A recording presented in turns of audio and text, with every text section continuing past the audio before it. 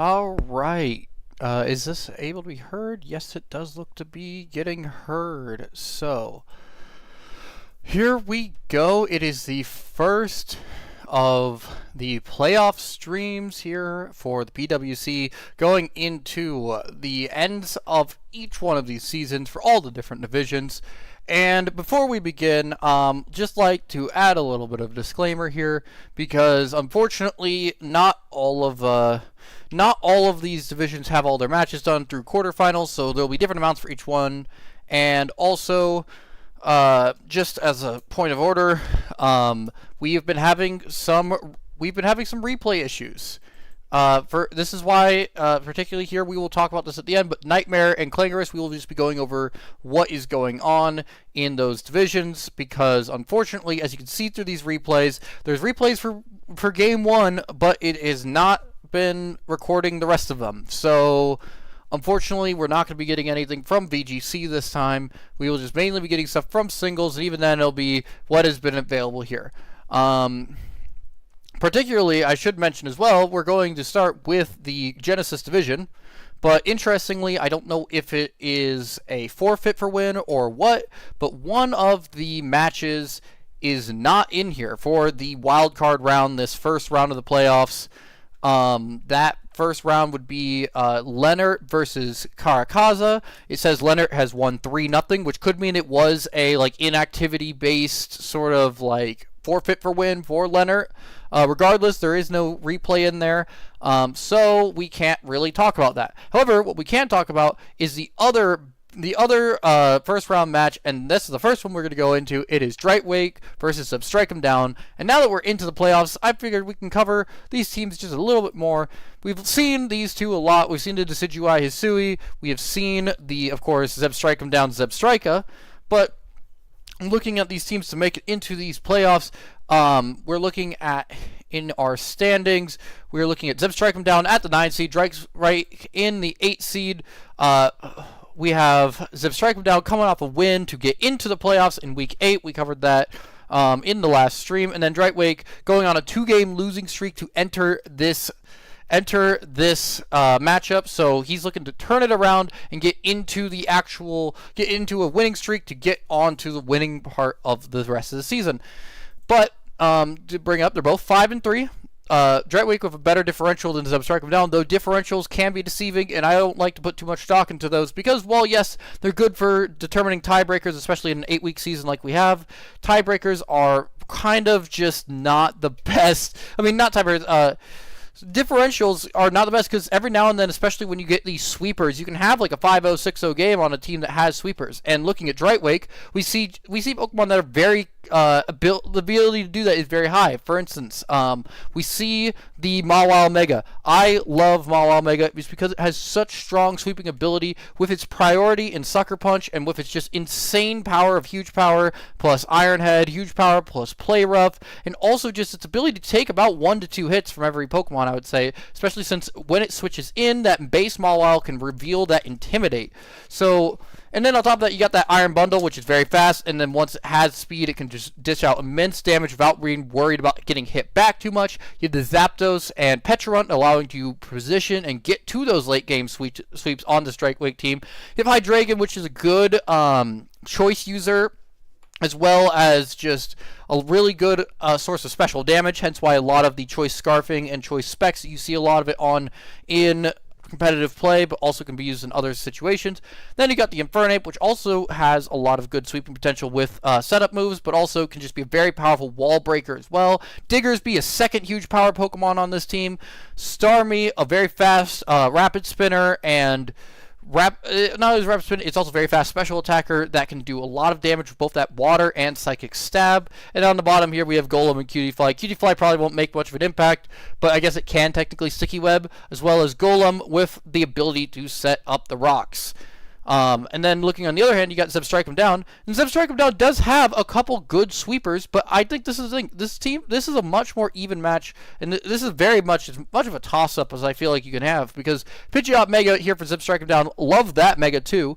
That Mega is rocking the, it's basically rocking one set at all times. That is Hurricane, Heat Wave, something of Roost, or Yeah, it's usually Roost, and then probably some sort of U-turn or Tailwind or something to that effect.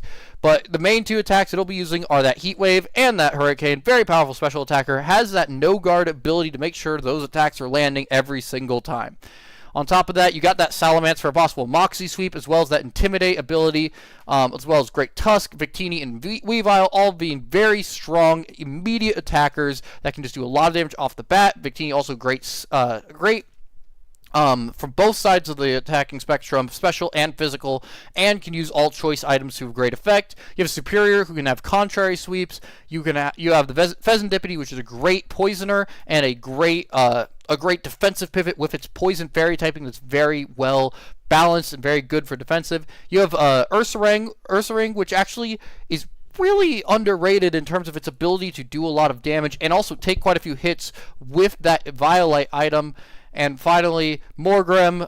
Maybe we see something out of Morgrem. Doubt it. It was probably just a last pick. And then, of course, the Zebstrika is going to be very good. Zebstrika is something that is the thing that people, I think, don't realize about Zebstrika unless you've used it or gone up against it, is that one of the biggest things about Zebstrika is its ability, because it has the abilities Motor Drive, Lightning Rod, and Sap Sipper. Motor Drive and Lightning Rod kind of overlap on each other. Motor Drive raising the speed and Lightning Rod raising that special attack. So whichever one of those stats you feel more comfortable with, that would be what you choose. But also, that Sap Sipper is actually very powerful when combining it with grass weak Pokemon. And for instance, we have the Great Tusk in here. I don't think that'll be as big of a deal in this matchup, but of course, if it goes along, and maybe even with Decidueye spamming grass moves to try to kill the Great Tusk, or to get some solid damage onto Empoleon, though I don't know if that would be the most pressing target for a grass move, given that it also takes damage from fighting types. But that Sap Sipper can be very powerful to get that physical attacking boost, but more importantly, just be immune to the grass stab. So let's get into it. We're looking at the Bawile Mega, of course. We see two huge power users on this Drightwake team, and on the other hand, on Zebstrika down, we see the Empoleon, we see the possible Moxie sweep. We'll have to learn if that is Intimidate or Moxie when we get into this, but we have very fast attackers, and it's very strong offense versus very strong offense, it looks like, in these two teams. So let's get right into it. Alright, we see a lead of Hydreigon into the Zebstrika. Zebstrika is going to immediately Terra Fairy, and that's going to be an immediate one-shot because Zebstrika outspeeds the Hydreigon and picks up the kill. That 4x weakness on Hydreigon, very important to remember whenever you are using that Pokemon. And oh, we're gonna see a Focus Punch substitute Mawile. Not a Pokemon, not a moveset I use much because I usually like using the same 4 moves on Mawile all the time. But that's actually a really sick play with basically a 300 power Focus Blast coming out from the Mawile, given the fact that it has that huge power plus the 150 power. That being said, Zapdos is gonna go down, gets the Toxic on the Victini, but the Blue Flares are gonna land on all 3 occasions, taking down the Victini. And there's another Blue Flare. It's gonna hit for 63. Diggersby is going to substitute. It's going to go down 10%, but now where's it going to go? Psychic's going to hit. It's going to lower it down, but Return's going to come out, and that's going to be enough.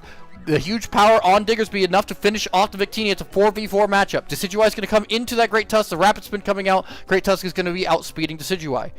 Now, getting in, Salamence is going to switch in. Scrappy blocking the Intimidate, revealing that Salamence is in fact not going to be that Moxie sweeper. But Hurricane's going to land into the Diggersby. It's going to take it down. Importantly, we also saw it switch into that Leaf Blade, meaning that it's likely not Sap Sipper Zebstrika. The Freeze Dry is going to come and do a lot of damage to that Zebstrika, but it's probably going to outspeed, given that's likely a Choice Scarf, I would have to assume, because that would be the only way it guarantees the speed against Hydreigon. Then again, Hydreigon's not that fast, and Zebstrika really is, so it's possible they could hit. But the Fire Blast misses. That's huge. The miss of the Fire Blast is big, and now Mawile, even with that Intimidate on it, still one-shots for 4x super effective on the Ice Punch. Mawile has not revealed and only has a maximum of 1 of its stabs, but the coverage, just with how much power that huge power it gives, is a lot, and it's going to be enough. Now, Zebstrika down to 2 Pokemon against that Mawile. Mawile's going to switch out into the Decidueye on the Rapid Spin. Great Tusk can gain that speed back. The leftovers onto the Decidueye, basically making that a null and void hit, but it does speed up the Great Tusk. Leaf Blade's going to come into the Great Tusk. It's going to do a 74% after the drop from close combat. However, that's not enough. Great Tusk now, close combat is going to be resisted by the flying type Terra, and there, oh, it's a roost! Decidueye roost and does not finish off the Great Tusk. However, it gets back most of its health. The head smash though comes in. The head smash on the Great Tusk. It sacrifices itself, but down goes Decidueye. It's a 2v1.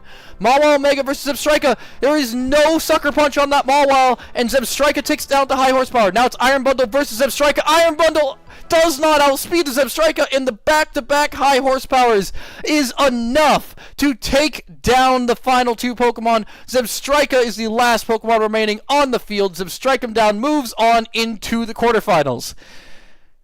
And yes, I do breathe, just very seldomly.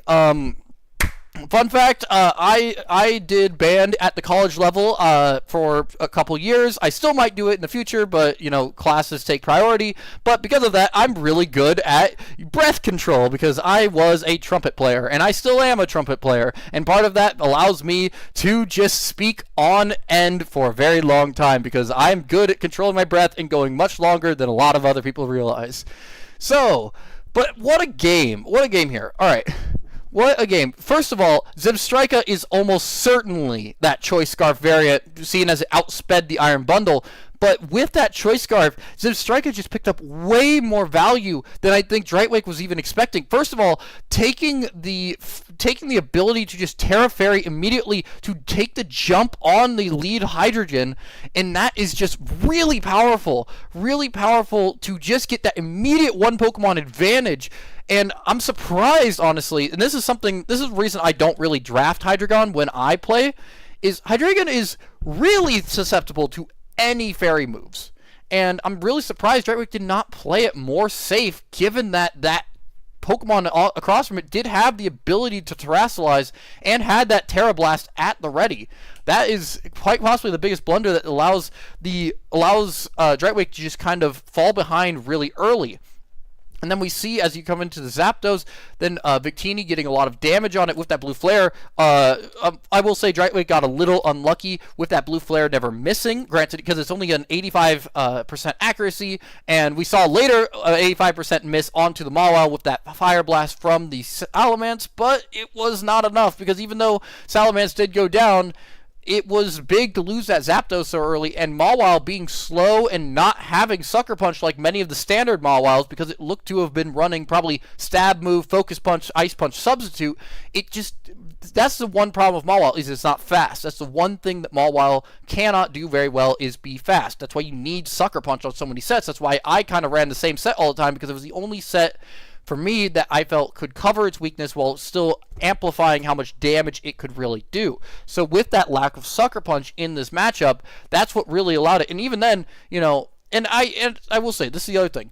People, when they play Mawile, the biggest thing I've seen that is a mistake, people underestimate how much it can do with Sucker Punch. Because if this Mawile had Sucker Punch, then some might be asking, well, what if Zebstrika just lives because it's a fairy type and it's going to resist it?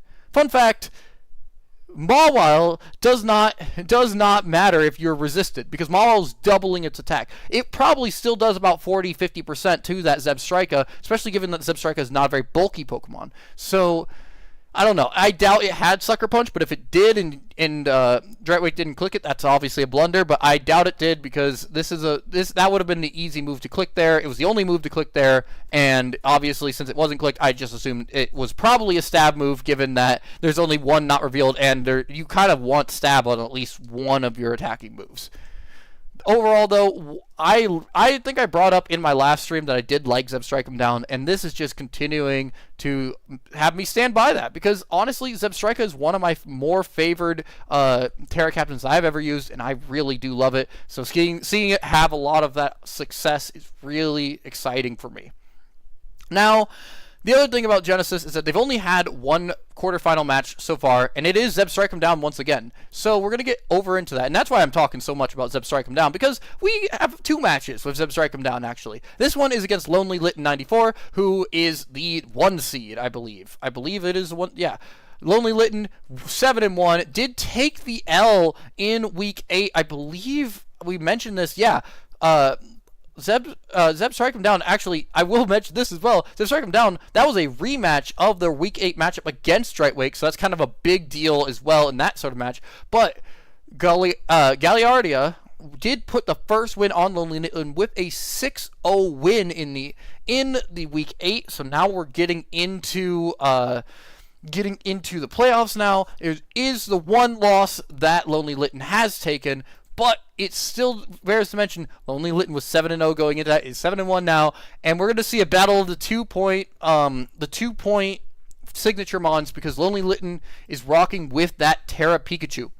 I believe Pikachu did win a division last season, and it's looking to do so again because Pikachu is very threatening with that ability to terrestrialize with some decent speed, and also with that Light Ball, more importantly. The Light Ball doubling, I believe, its special attack, and maybe its attack as well. I'm not too familiar on Pikachu usage, but it is a very, very powerful Pokemon that I just don't think people realize much, and I believe it also gets the access to that Eviolite because it has that Raichu evolution, and it also gets just quite a few moves, including the best physical electric move that exists by a long shot in that Volt Tackle that you don't see on any other Pokemon. So Pikachu actually gets some really interesting tools that make it a lot more threatening, and I feel like a lot of people underestimate it.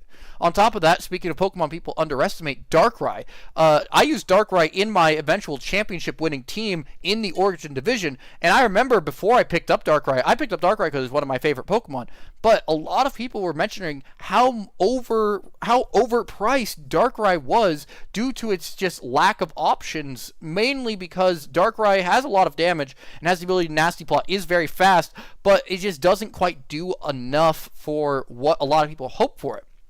That being said, I found a really powerful niche for Darkrai in these Draft League battles through running it with Scarf or running it with Specs.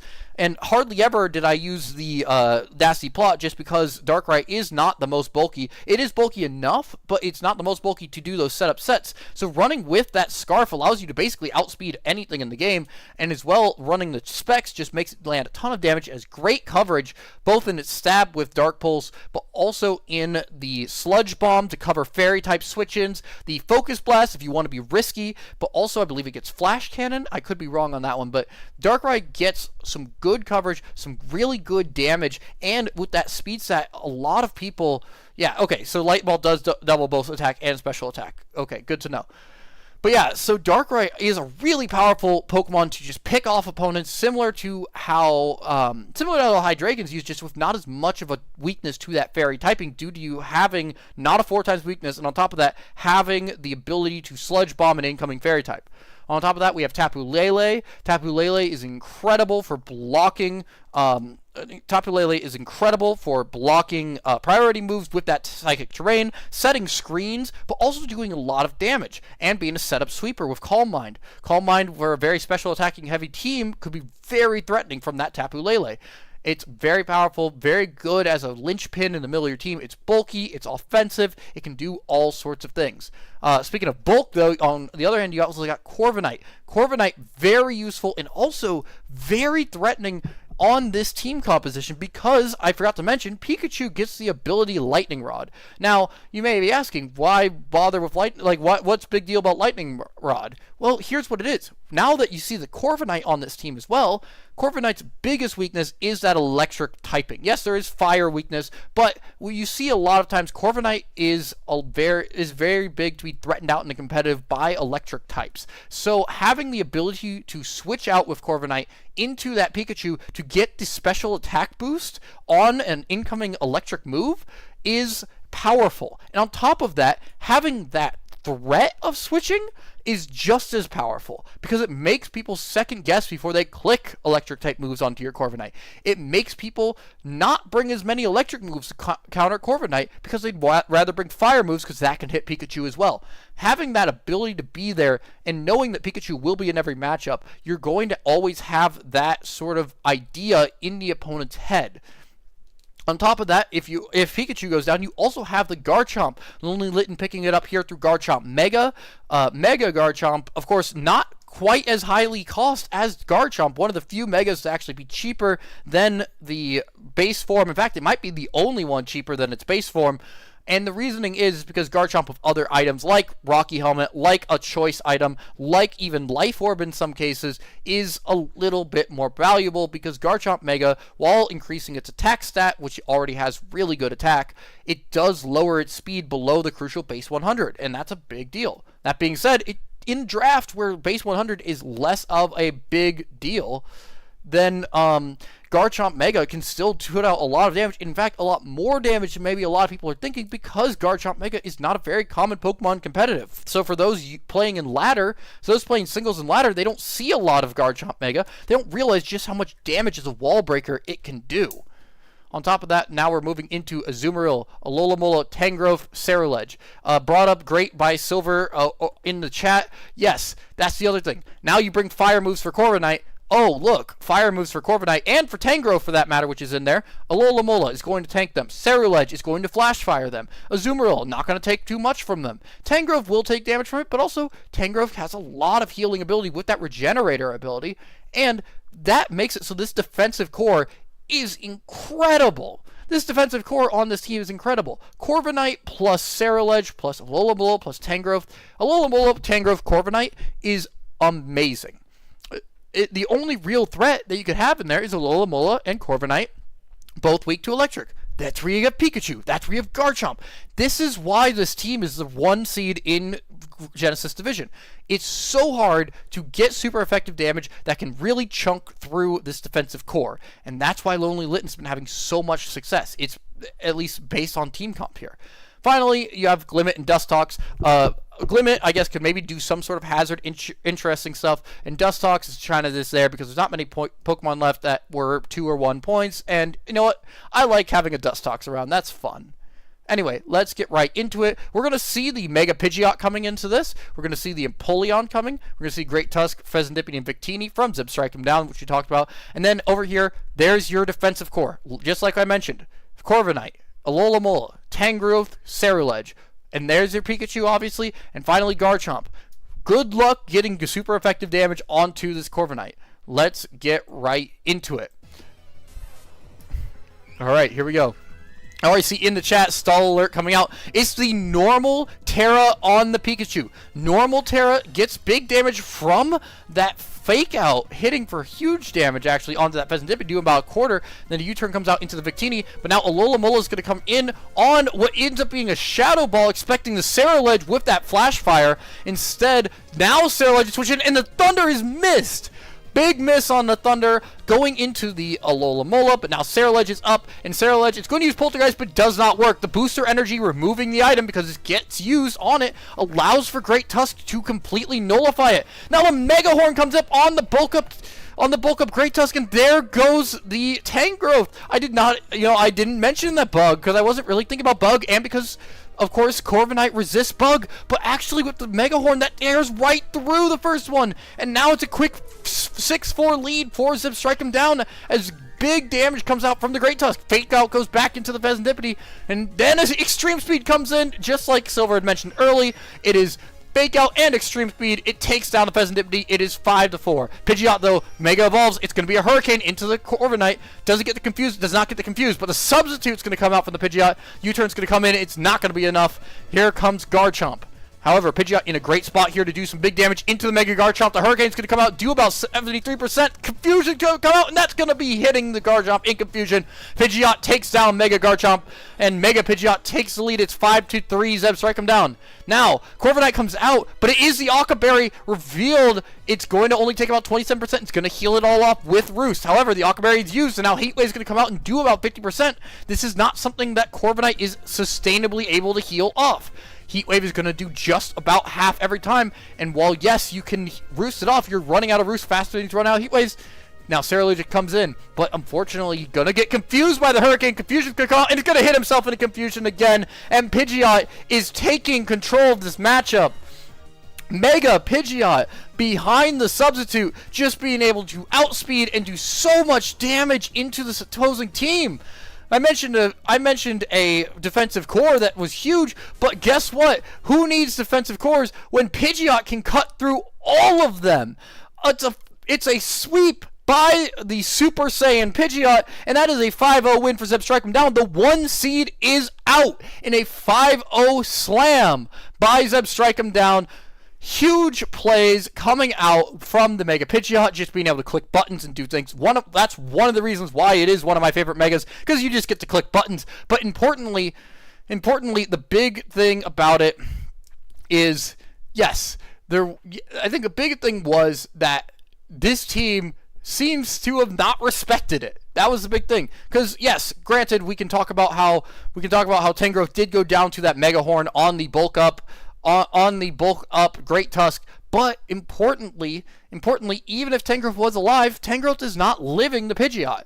This was not the greatest team build coming into it. I guess maybe thinking Pikachu could take it down, but it's just, that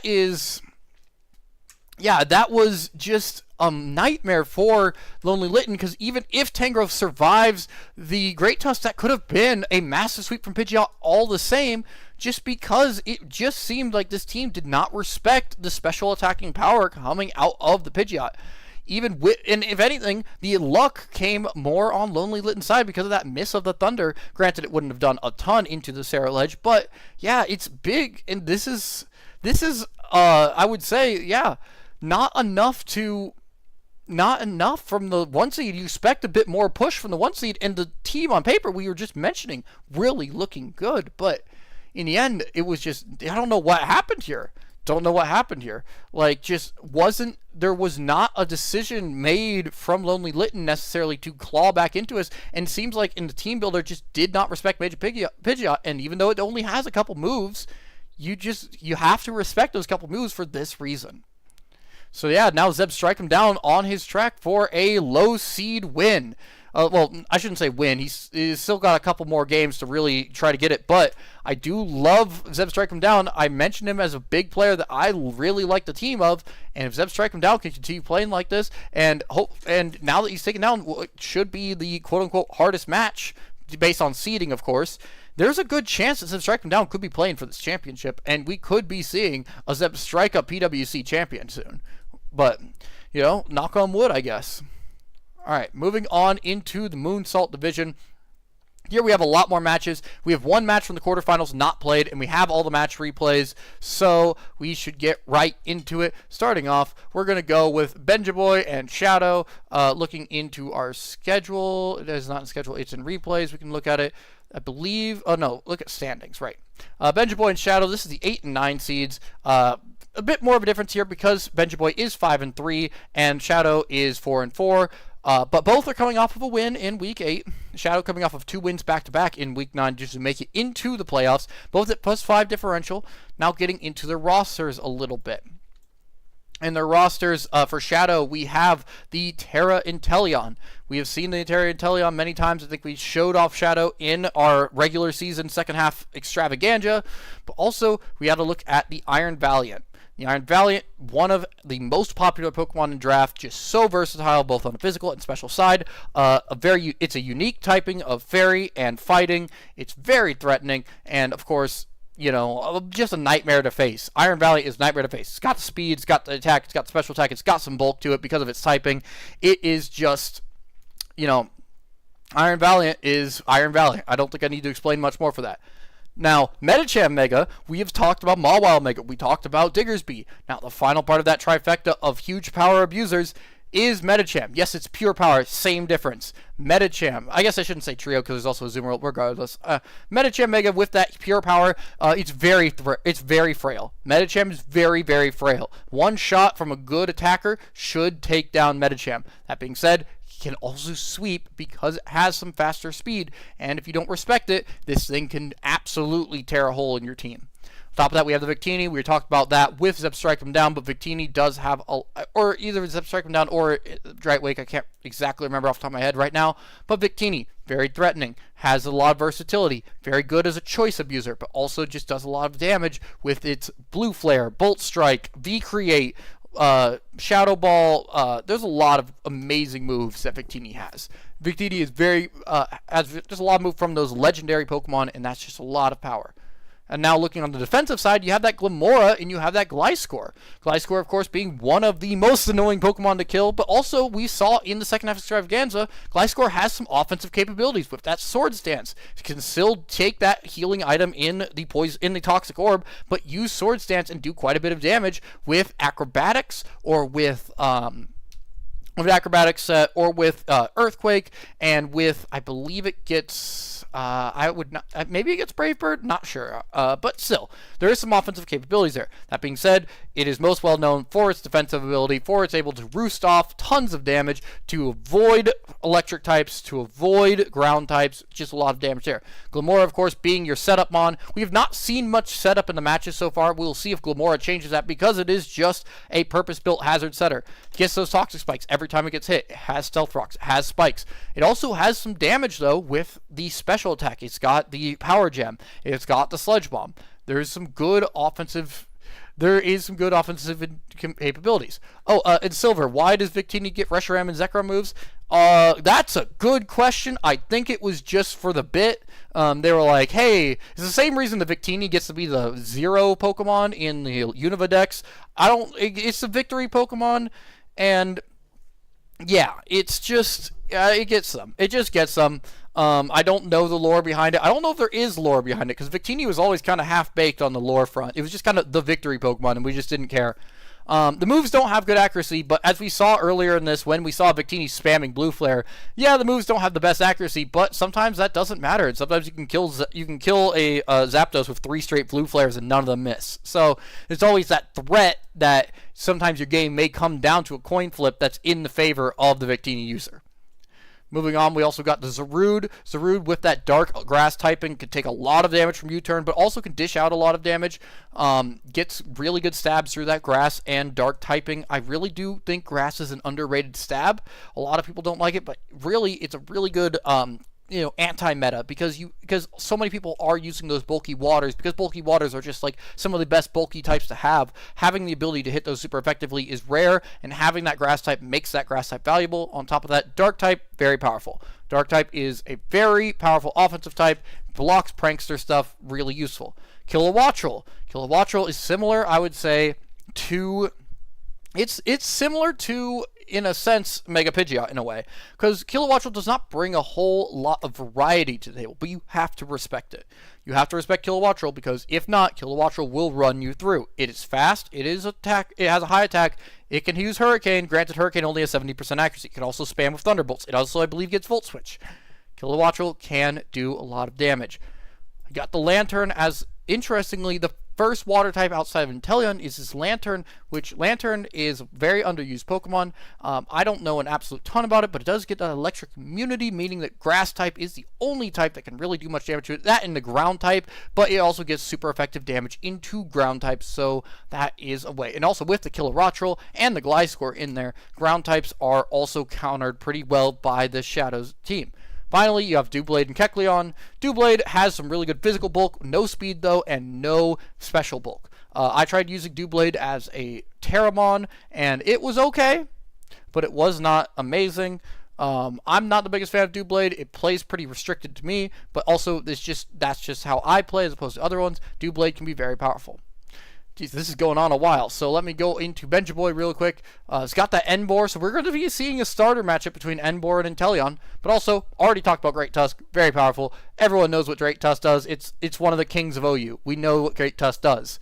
On top of that, we kind of know what Tornadus Therian does. Tornadus Therian is like Tornadus Therian is one of the draft Pokemon of all time, I would say. Yeah, okay, cool. So just going back real quick, Lantern, because I'm just seeing this in the chat. Lantern does get the water immunity as well, because it does get water absorb. I remember that now. It also gets the electric absorb. It's best used as a special wall. Good to know. Okay, so that's what we're looking at. Special wall. Good combo with the Doublade, which is much more of a physical wall. But anyway, go back to Benjaboy. Tornadus Therian is Mr. Draft.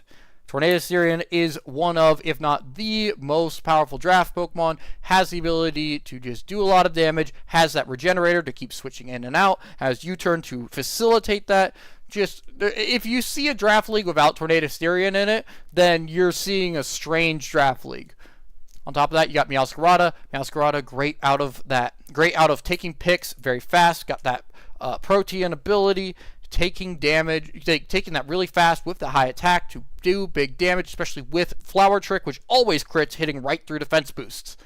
AG Slash, another versatile mon here from Benjaboy. Has the ability to go special attacking, also has the ability to go physical attacking, also has King Shield, which is something that I feel like we don't really think about too much because singles protect isn't as valuable, and in this case, King Shield could be very powerful to get some attack drops onto the Iron Valiant, or onto the Medicham, or onto the Zarude for that matter, or onto the Doublade. Aegislash can provide that with the King Shield attack and its attack dropping nature, and also can just provide a lot of good bulky offense and a lot of checks. Yeah, Aegislash, I will say it's kind of weird, honestly, to see it at 15, because if anything, I feel like Aegislash has always been one of the high tier mons, and as just seeing it drop, and also in competitive for that matter, seeing it drop into Yu-Gi-Oh, it's always just been kind of crazy to me, because when it's on, Aegislash can be one of the most annoying Pokemon ever to take care of.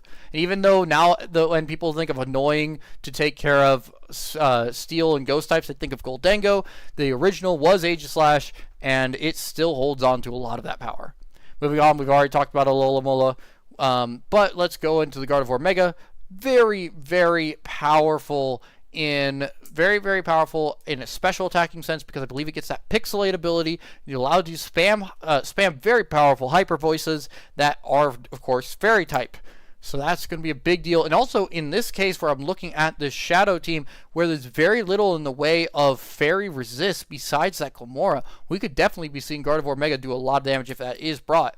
I believe, let's just check, Gardevoir is on that team, makes sense. So we'll be seeing some of that.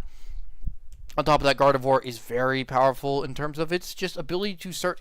I mean, it's fast, it's not super fast, but it has so much damage already. One Calm Mind can actually make Gardevoir basically unstoppable in many situations, and with its Psychic Fairy type, that makes it so it doesn't take a lot of super effective damage, because if you try to use poison on it, it's going to hit you back with that Psychic Stab. Think about how Hatterene is hard to take care of. Gardevoir is the same way. Moving into the Muck, Electros, Illumise, and Girafarig. A lot of lower tiers. Girafarig actually a lot bulkier than you may think, just because of the ability now with Farigiraf to get the Eviolite boost. But overall, it does what Farigiraf does at a lower level, and also can be a little bulky. Illumise has the Prankster ability. Prankster Encores can happen. I don't think it gets Sticky Webs, but it gets that Prankster Encore. It can do some fun things with that Prankster ability. Just overall a bit of a nuisance to take care of. Electros, the main thing about Electros, has no weaknesses. Does not have many resistances either, because it's just a pure electric type, but no weaknesses. Kind of cool. Can have a lot of interesting attacks, especially with coil setup. Coil setup with physical attacking can be pretty good, but also has a wide variety of physical and special moves. One that comes to mind specifically for me is Flamethrower. And finally, Muck. Pure poison types. Okay, pure poison type on the Mucks. Yeah, so Illuminese does not have webs, but pure poison type on the Muck, that makes it really annoying. Pure poison is a lot bulkier than you think, and Muck is no exception. It also gets that Drain Punch. It also gets Poison Touch to spread more poison, especially if it Poison Jabs. Poison Jab plus Poison Touch gives it right about a 50% chance of poison, which can be a real nuisance. You can run like an Assault Vest Muck set to get a lot of status going around while being really hard to get rid of. So, getting into it, let's look at our two teams. We have the Glamora, we have the Victini, we have the Gliscor, we see the Lantern and Kilowattrel. On the other side, we see Alola, we see Mr. Draft himself, Tornadus here, and we see the Gardevoir, we see the Aegislash, we see the Meowscarada. So let's get into it.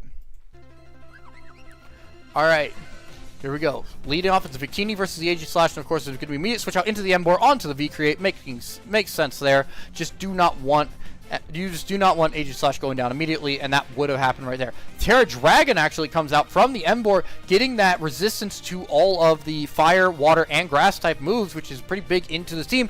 Flare Blitz comes in, does get the immediate burn, which is quite something. Does spread out the Toxic Spikes, though, and takes a lot of damage from both the Rocky Helmet and Recoil. Spiky Shield's going to come out, but it's a rest off the Emboar. It's Resto Chesto, and Emboar's back to full health. It's got to bulk up. It's got the Dragon-type Terror. The Toxic comes back in, but it now has to reset the Toxic damage, so it's only going to do 6% this turn. 2 bulk ups coming up. Will it be able to take out? No, the Earth Power comes in. It's going to do 30%. Flare Blitz hits, and that's enough to take down the Glamora. However, Toxic Spikes are up to 2 layers. A lot of damage coming in from the Recoil and the Rocky Helmet and the Poison. Emboar only has about 1 more turn left. It's going to Sucker Punch, only does about 2/3, and there goes the Thunderbolt, bringing it down to 1%, and Emboar's going to go down. Alright, now 5v5. Aegislash, of course, not taking that Toxic Spikes. It's going to get the Sword Stance as the Lysor comes in and gets its Toxic Orb. Earthquake's going to come in and hit for 72%, but the stance change comes in. Ironhead's going to do 84! Not enough! Not enough. The Shadow Sneak, though, is enough, and there goes Gliscor. 5v4, Benji Boy in the lead. It's going to shield for him. There's the King Shield. Now, Surf going to come in, not do any damage, but since it's a special attack, it does not lower attack. Now it's going to Shadow Sneak. It's going to do 75%, but that's not enough. There goes Aegislash.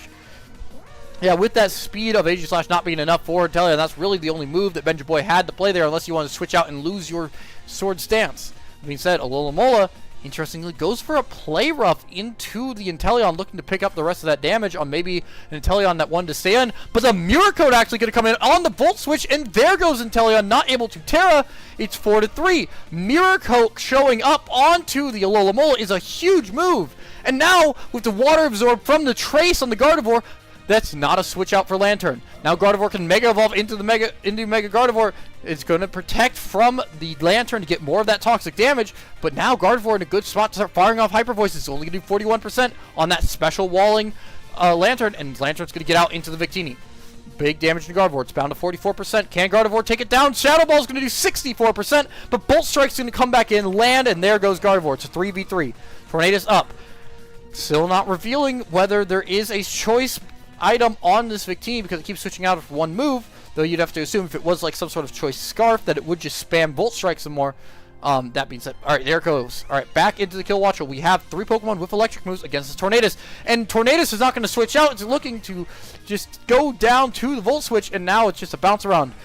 Alright, Lantern's going to switch in on the Meowscarada. Knockoff coming in, the Troodian Dark, and it's going to take down the Lantern. Now, Meowscarada is the last bit of meaningful damage, I would say, coming out of the thing. Oh, it's it's wind power out of the thing. It's going to be charged. It's going to do a lot of damage, but it's not enough, and Alola takes it down with the Ice Beam. It's a 1v2, but this is now very unwinnable. Oh, but Tailwind has 1 turn left. Actually, Tailwind has 1 turn left. U-turn's going to come in. It's Focus Sash, though, on the Meowscarada, and Knockoff's going to take out the Victini. Even after Colbur Berry, it's not enough. 1 HP is all you need. Benja Boy taking down Shadow and taking the win in the first round. Ooh, well, that really came down to the wire. Though I guess if you knew what you had and you knew you had that Focus Sash, you knew you didn't have to worry about it. Tailwind, big though, in making that an endgame that does actually matter, because if that Tailwind isn't up, Meowscarada just comes in for free, takes down Victini with the knockoff, and we don't matter.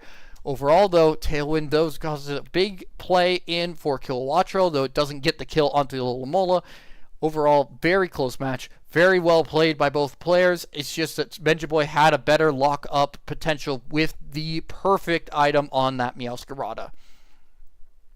Now, moving on to our other one, we have Saint versus Riptide. And I'm going to try to go through faster because I realize I'm spending a ton of time on these teams. And I want to spend some time celebrating those who got into the playoffs. But also, we have a ton of matches, and I don't really have time for this. Alright, so Saint 70, that is S. S starting off with the Articuno. We've seen a lot out of S. We also talked about the Darkrai, but also we're looking at the Palafin. Palafin, very powerful, of course. Palafin has the, of course, caveat that you need to switch it out. That can be either done through a straight switch out, and you often see a lot of Palafin leading in matches for that very purpose, to get the Palafin out immediately and do it. That can be very powerful, though, for someone willing to take the advantage on that first turn and press, knowing that that Palafin's probably going to be leaving the battlefield and having a switch on the first turn or so.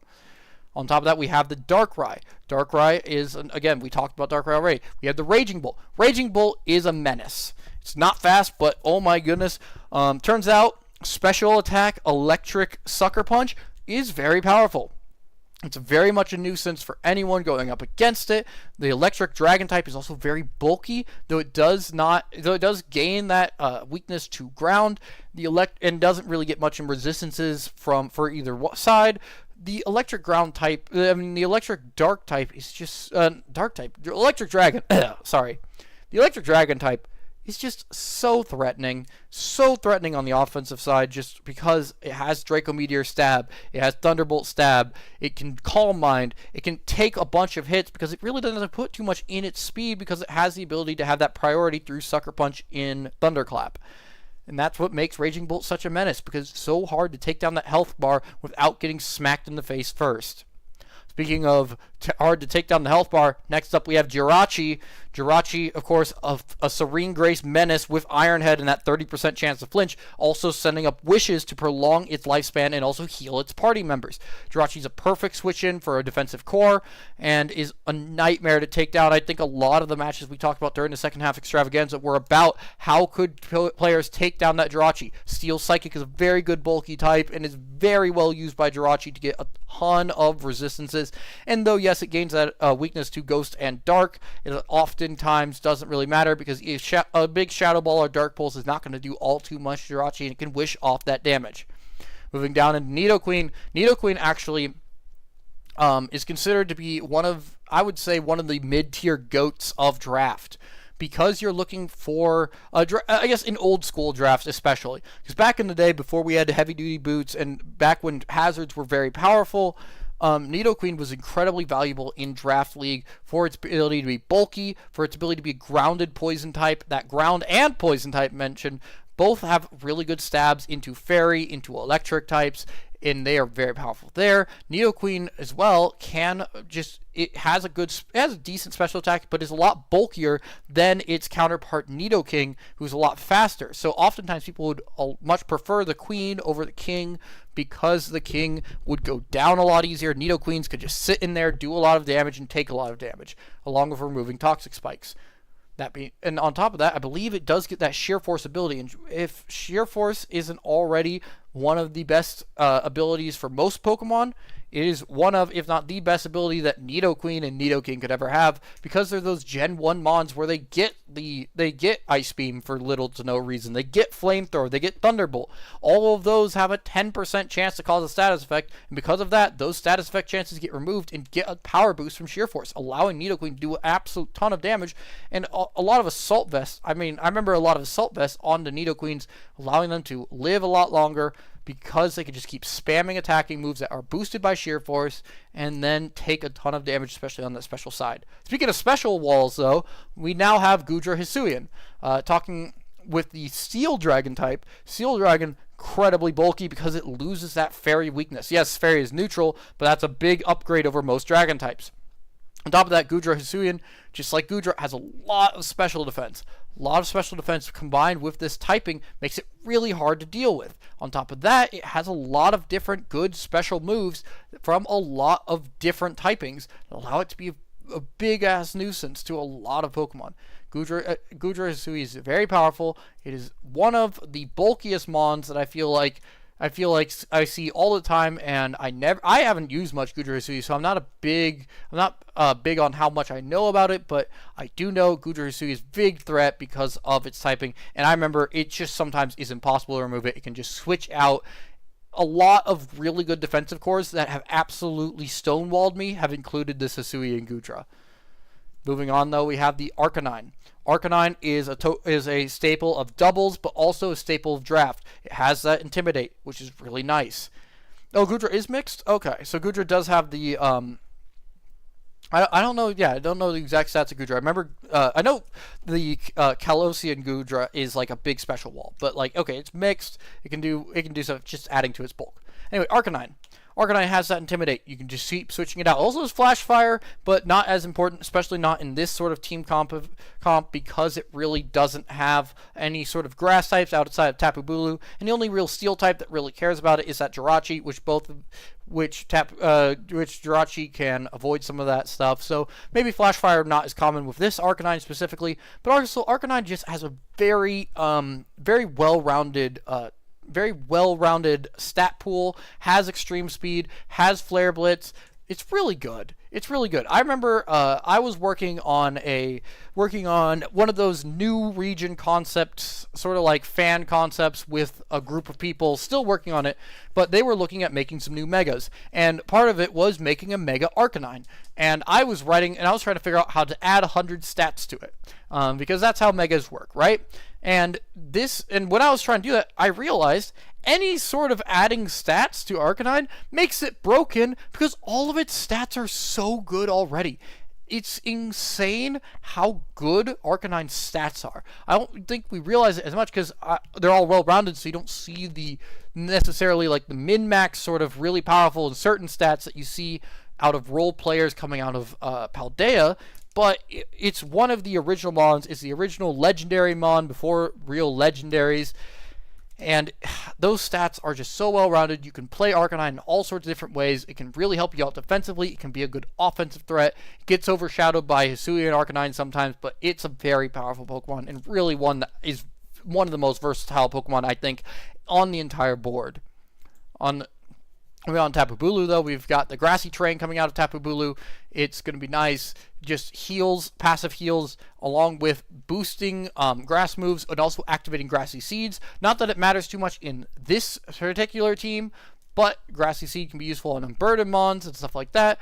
Just in general, Tapu Bulu also has that Grass and Fairy combo of stabs, which is useful, though it does get that 4 times weakness to poison, though it's not as big of a deal in this case because they've got the Nidoqueen, they've got the Gudra Hisui, and they've got the Jirachi, all of which can either resist and take little to no damage from a poison move, or just straight up be immune to it. Finally, you got Claydol and Dewpider. Dewpider's just kind of along for the ride, it looks like, and Claydol is a pretty good spinner, and also just, it's a good low-tier spinner, and I believe also gets rocks itself. Anyway, let's get into this battle between S and... Oh yeah, and then also I guess we gotta go into Riptide. Of course we gotta go into Riptide. He's my favorite team. Jeez, I've been doing this so long, and yeah. Riptide, right on! That's all you need to know. Rhydon is my favorite, probably, storyline coming out of this whole division. Rhydon is so powerful, and he's going to use it to great effect. It is so cool. I hope Riptide does well in these playoffs for the sole reason I just want to see more Rhydon. Rhydon is so cool. So cool that he's using it to that effect. It's much more bulky than people think, especially with the Eviolite. And it does so much more damage. No one can... Oh, Dewpider can set up webs. I should mention that. Dewpider can set webs. All right, but yeah, Rhydon. Rhydon is, God. It's if you haven't, I've already gushed about Rhydon enough. Now moving on, we've got Tapu Koko, Greninja, Terapagos. I'm gonna move quickly here because I realize I've been covering up these things and it's been taking forever. I'm nearly an hour in. I've only covered like 3 matches, so I'm gonna move on for the sake of Silver and for the sake of all of you people trying to watch at home. All right. Tapu Koko. We all know Tapu Koko very fast. Can hit both on the special side and the physical side. It can activate Quark Drive. Importantly, that brings up here Iron Moth and the Iron Crown. That's very powerful for this team. Then you have Greninja. Greninja has Protean. Greninja also has Battle Bond. Battle Bond's not banned in this league, so Battle Bond brings a second level of really powerful ability to Greninja. So that means when Greninja is on the field, you got to figure out quick in a battle whether this is Protean or whether this is Battle Bond, because it plays very differently, and you have to counterplay it very differently. That makes Greninja very threatening, especially when you see it on the team building screen. And next, Terapagos. Terapagos is incredibly bulky. It's got better multiscale because it's got multiscale, but it's multiscale that just makes everything resisted. It can also heal itself with leftovers, and I believe it gets recover as well. I could be wrong on that, but Terapagos can just keep healing, keep getting those boosts, and it calm minds and it sweeps. That is what Terapagos does. Iron Moth. We have not seen a ton of Iron Moth, I think. Not a ton of, like, really well-used Iron Moth. I feel like Iron Moth is one of the more disappointing ones I've seen out of this league because it seems so powerful. Fire, Poison. Sure, 4 times weak to ground, but Fire, Poison, really powerful attacking types, and it also just, I believe it gets some bug moves. Might get Giga Drain as well, and it's like... Yes, I believe Ash Greninja is on here. Yes, but yes, Iron Moth also gets. I believe it gets Bug Buzz, and I believe it also does get the Giga Drain. So that is incredible for that is incredible for damage and spread and all sorts of stuff. That being said, it just doesn't seem to do. It doesn't seem like those huge traits seem to come out in actual kills too often in the matches we watch. Moving on to Zapdos Galar. Zapdos Galar, another one of these Pokemon I do believe has a lot of upside, but I've just not seen a ton of it. Fighting and flying, it's got Thunderous Kick, which I believe is a dual stab move, but does a lot of damage.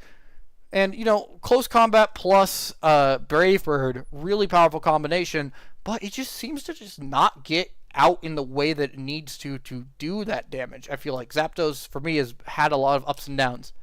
What has not had a lot of ups and downs, though, is that Iron Crown. Iron Crown is very bulky, has played a very good bulky offense, especially under electric terrain. We've seen a lot of power coming out of the Iron Crown. I really do think that all of the like Iron Pokemon have a lot of power to them, and I feel like Iron Crown gets overlooked because it's not super flashy, but honestly does more than many of the other ones like Iron Jugulis or Iron Moth. Really, Iron Crown does even more than them, I feel like, in a lot of situations, just because it can take a hit, and also because that Steel Stab, I feel like, is a lot more of a threat on many of the big threats than even Fire or Poison that I feel like people build a lot more heavily towards. Moving into Milotic. Milotic is that bulky water. It's a stereotypical bulky water. It's got Marvel Scale to boost its defenses even further when it gets burnt, so you can see some Flame Orbs onto that Milotic. But on top of that, it gets Recover, gets Scald, really good at slowing that game down. Moving on to Flygon. This is not Terra Flygon, it's just normal Flygon. Ground Dragon, has Levitate, fun Pokemon, has more physical attack than special attack, but it can be used in both ways, both on the physical side and the special side.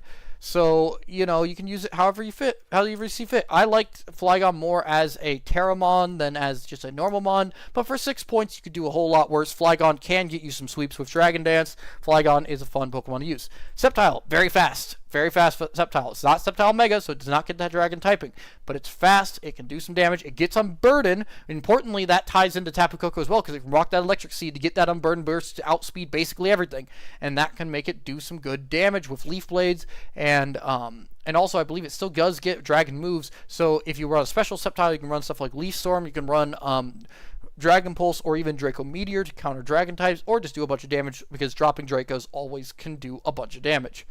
Finally, you got Tarantula. I believe Tarantula does get webs because it is a spider Pokemon. If it doesn't get webs, give it webs, but I believe it does get webs. It's 1 point Mon. You might as well have it might as well at least make people somewhat consider webs. Going into this game, though, we do have the Greninja, we have the Terapagos, we have the Tapu Koko and the Zapdos Galar.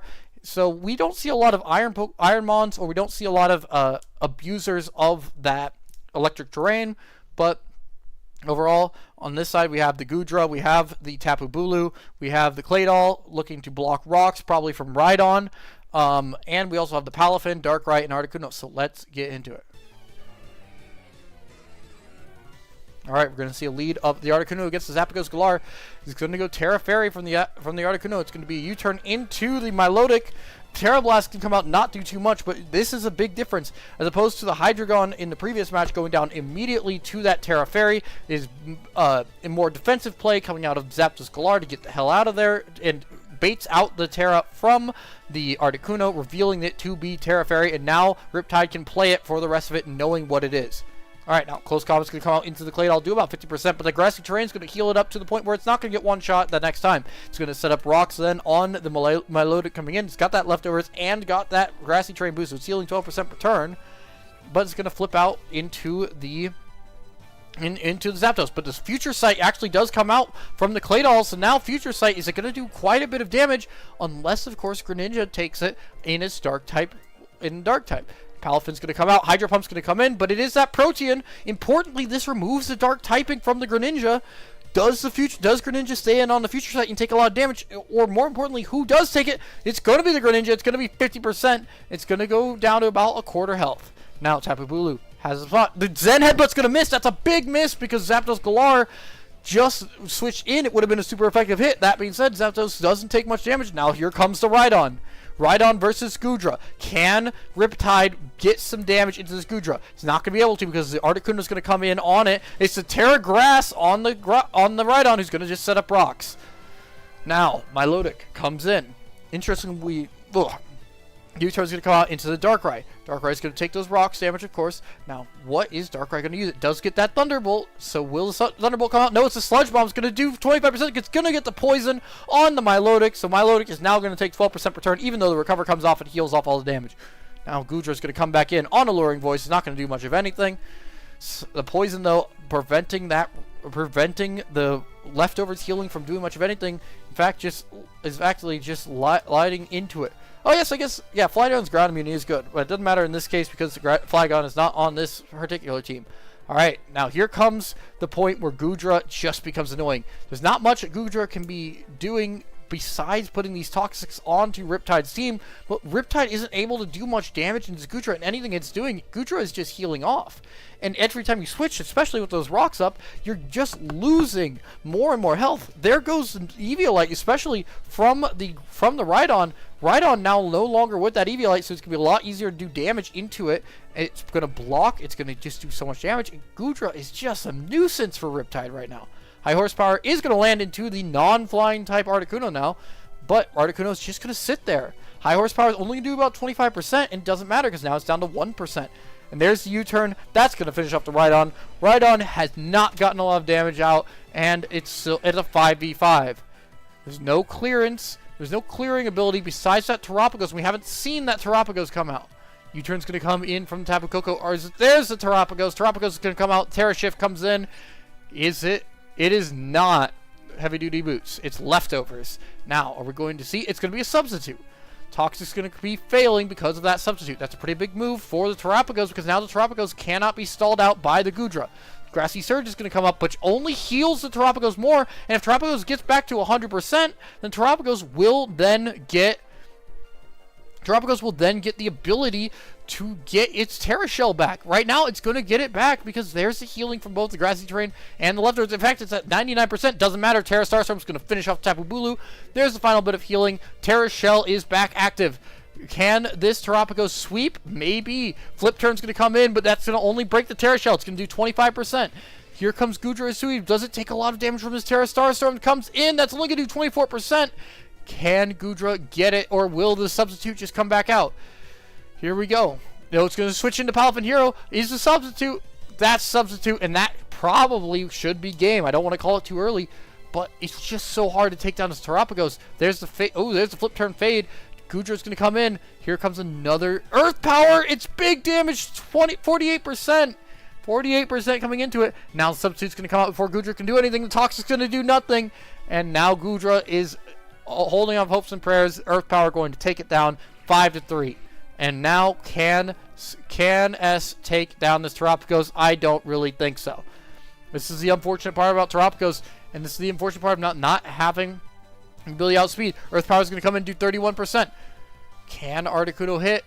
It's a substitute. Articuno doesn't have time. Terra Blast is not going to be enough. That's game. I gotta say that's game. Because now, at this point, Articuno goes down. You can get rid of the substitute with the Palafin, but that would kill the Darkrai. Darkrai's going to come in. It's going to get the Dark Pulse down, but Terra Starstorm is enough to take down the Darkrai. And now Palafin's going to come in, do about 50-ish%, but it only has 3% left. Wave Crash, I mean, it's going to kill. Okay, Wave Crash is going to kill the Terapagos, but that's also going to kill the Palafin. 4-0 win for Riptide. And that just shows how disgustingly powerful Terapagos is. Just can outlast everything. It's so bulky, can get so much damage out of Terra Starstorm after only one Calm Mind. You can't really do all too much, and Riptide is moving on. Now, next up, we're going to go back into Benja Boy versus Gamer Not Found 2025. Gamer Not Found, of course, being the number 1 seed, only 6-2 though, losing week 1 and week 7 though, coming off of week 8 dub. Looking at Gamer Not Found's team, we've got the Terra Wo-Chen for live Wo-Chen reactions. Incredibly bulky Mon. Here we go. Wo-Chen is incredibly bulky, just like Ting-Lu, and though it does have that 4 times weakness to bug, it can quickly remedy that by terastallizing. So Wo-Chen's going to be a nuisance to take care of. It can spread Toxic, it can spread Leech Seeds. Wo-Chen is going to be a menace. Speaking of menaces, there's another Leech Seed spreader, Celesteela. Really hard to take down. It's another steel flying type, and you can see the counters for electric types in here already in Ursaluna and Jolteon. So yeah, these two are going to be menaces on the bulky side, and Mew can do whatever. Mew, I've seen a lot of. You can obviously run special attacks on it, which is very common with its psychic type and with alluring voice and that such. But also, if you play random battles, you see a lot of the either bulk up or sword stance physical Mews with that Terra fighting. Obviously, you can't Terra in this, but Mew can run a lot from that physical side with that close combat with Zen Headbutt and such. On top of that, one of my friends in the Twinkle Vision Phantom likes to run Mew in a Cosmic Power Stored Power set, which is delightfully evil. So there's limited ways to use Mew. Mew gets every move in the game. So there's limitless ways to use Mew. That's why it's 19 points. Moving down, we have Quaquaval. Quaquaval is honestly, it's maybe not my favorite overall Pokemon. If I had to draft one of the three Paldea starters, it probably wouldn't be my first choice. But it is the most fun of the three, I would say. The ability to get that Aqua Step speed boost on top of Moxie to basically get a Dragon Dance upon every kill, incredibly fun. Quaquaval is very powerful with the close combat stab, with the water stab. Really do love Quaquaval. It's very fun Pokemon. Has that Moxie sweep ability, and yeah, it's so much fun to use. And I bet it was a lot of fun for Gamer Not Found, given that besides Mew, Quaquaval is his highest level sweeper. Moving on to Clefable. Bulky. This is a very bulky team. We're going to look at Skeledirge down here later. This team is a nightmare. This team is going to be a nightmare to cut through. Probably why it's number one, because it's just so hard to knock through Wo-Chien and Celesteela and Clefable and Ursaluna. And oh right, while you're doing all of that, you're losing a lot of health, and now Quaquaval can come in and clean up. That's kind of the play. Is that the stall core here of all of these Pokemon doesn't even need to kill, because if they can get them low enough, then Quaquaval can sweep. Moving into Ursaluna again, gut sweeper, but also very bulky on the physical side with huge HP and huge defense stats. So don't forget about the defensive abilities of Ursaluna. I feel like a lot of people did, especially early when it came out, because people were so worried about the gut sweeping abilities of it. It has so much more value than that, and it's clear that Gamer Not Found seems to have used that to great effect. On top of that, Altaria Mega does have quite a bit of bulk too, though it also has Dragon Dance sweeps. Dragon Dance sweeps with that Play Rough physical attack on the Dragon Fairy unique typing. Great combo of stabs. Finally, we've got Skeledirge. Torch Song can sweep, but also it's unaware. It's bulky. It's a good typing, and Fire Ghost. It's the only Fire Ghost Bulkymon we have. And turns out, even though it seems like a big offensive typing, it's really good defensively as well, especially since you get that immunity to Fake Out. You get the immunity to you get immunity to normal and fighting moves, which is really quite nice, especially with that Ursaluna there, who does take quite a bit of damage from fighting moves. Finally, you got Jolteon, Cryogonal, Ninjask. Ninjask, very fast, can pick up some quick kills like that. Cryogonal is that spinner. Cryogonal is very nice for the spinning ability, also for freeze dries to get into bulky waters. And finally, Jolteon has that electric immunity, has the boosting impact of electric typing, and also can hit for some pretty good electric damage because of its speed, because of the ability to just run choice attack. Choice specs usually, though it can run choice scarf if it's really worried about outspeeding. But it's interesting as well. Jolteon and Cryogonal, I feel like we don't see much of them in this league in a non-Terra sense. I think we'll see quite a few Cryogonal Terra captains. We'll see some Jolteon Terra captains, but it's unlikely to see. It's not likely that we see them outside of that. So it's cool to see how Gamer Not Found has been able to use them in a different sort of capacity to what we're used to. So let's get into it. We have the Mega Altaria, we have Skeledirge, we have Wo-Chien, of course, we have the Celesteela, we have the Jolteon, which we're going to see, and we have the Clefable. And then we're going to have Emboar on the other side with Gardevoir, Muck, Aegislash, Meowscarada, and Alomomola. I think the keys to this game, before we even start, Gamer Not Found, really hard to break through core right here. Big thing though is there's not a whole lot of damage coming out of this. You don't want Skeledirge snowballing, and you don't want the Dragon Dance coming out of Mega Altaria. However, if you can deal with those two things, if you have like some sort of haze or ways to withstand that, Jolteon's not going to do all of a ton into a team like this besides the Alola, and the rest of these are all mostly a passive damage dealer. So if you can take them down, I think Benja Boy has a pretty good chance if that can happen. Otherwise, he will just get stalled out. Here we go. Alright, we're going to see the lead of Wo-Chien versus the Muck. Here we go. It's going to be Terra Fire. Terra Blast comes in. It's only going to do about 25%. Here comes the Toxic Spikes from Muck. Interesting. The Toxic Spikes are actually pretty powerful into specifically that Wo-Chien, which is now terastallized in a way where it cannot get rid of the Toxic Spikes, and it also cannot be immune to them. Oh, we see the Power Herb actually on the Celesteela. This is a more offensively built Celesteela with the Air Slash getting the flinch there. Now you're going to switch out into the Aegis Slash, but Power Herb being revealed means it's more of a Meteor Beam offensive Celesteela, less of the bulky. There's a Flamethrower. It might be, yeah, this might be more of an offensive, maybe Assault Vest build, but it's a weakness policy build on the Aegis Slash, and now Aegis Slash has 3 times attack, 2 times special attack. Shadow Sneak's going to one-shot the more offensively built Celesteela. Now Wo-Chien comes in. It is poisoned. It's going to lower the attack, but it is 3 times attack for Aegis Slash. It's just going to King Shield. It's going to King Shield to get back into it. It's going to take the Dark Pulse. Not do too much. Poison's going to hit it. Dark Pulse is going to come in. It's going to kill the Aegis Slash, and there's not enough health on that Aegis Slash to do more, but really dangerous position that they found how to get out of there. Psyche's going to come in and do about 50% to the Wo-Chien. Trailblaze, though, is going to actually speed up the Wo-Chien. Interestingly, Trailblaze on Wo-Chien is a pretty interesting ability. Dark Pulse is going to come out. It's going to leave Muck on 5%. And now Wo-Chien down to 1%. This is the last turn of Wo-Chien. What's it going to do? It's another Dark Pulse. It's going to do about 37% into the Alola. Not too much because about 33% of that will be healed off the next time it regenerators.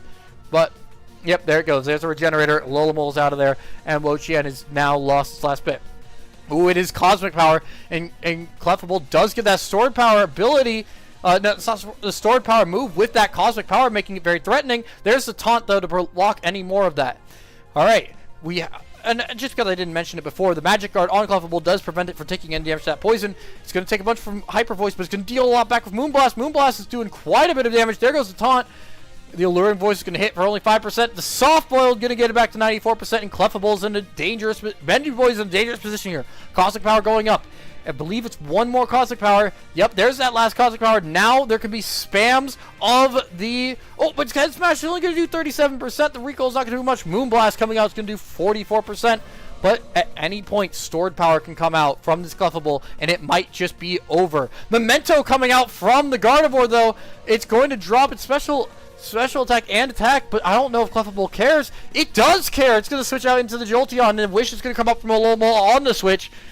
Now it's going to switch into a Masquerade to avoid the Thunderbolt, killing the Alola. It's going to be healed back to full with that Wish. Now Jolteon not in the greatest spot here, as Meowscarada, I believe, does have speed. No, it does not. It does not. An Alluring Voice does take down the Meowscarada. It is not a choice. Jolteon is instead enough to take it down. Sucker Punch is going to revenge kill the Jolteon, but now Altaria is going to come out, and I don't know how much more this team can do. It's going to have to switch into the Alola, but now Dragon Dance is going to come out. Wish comes out from Alola. Frustration's going to hit for about 46%. Alluring Voice come back in, but that's going to do nothing.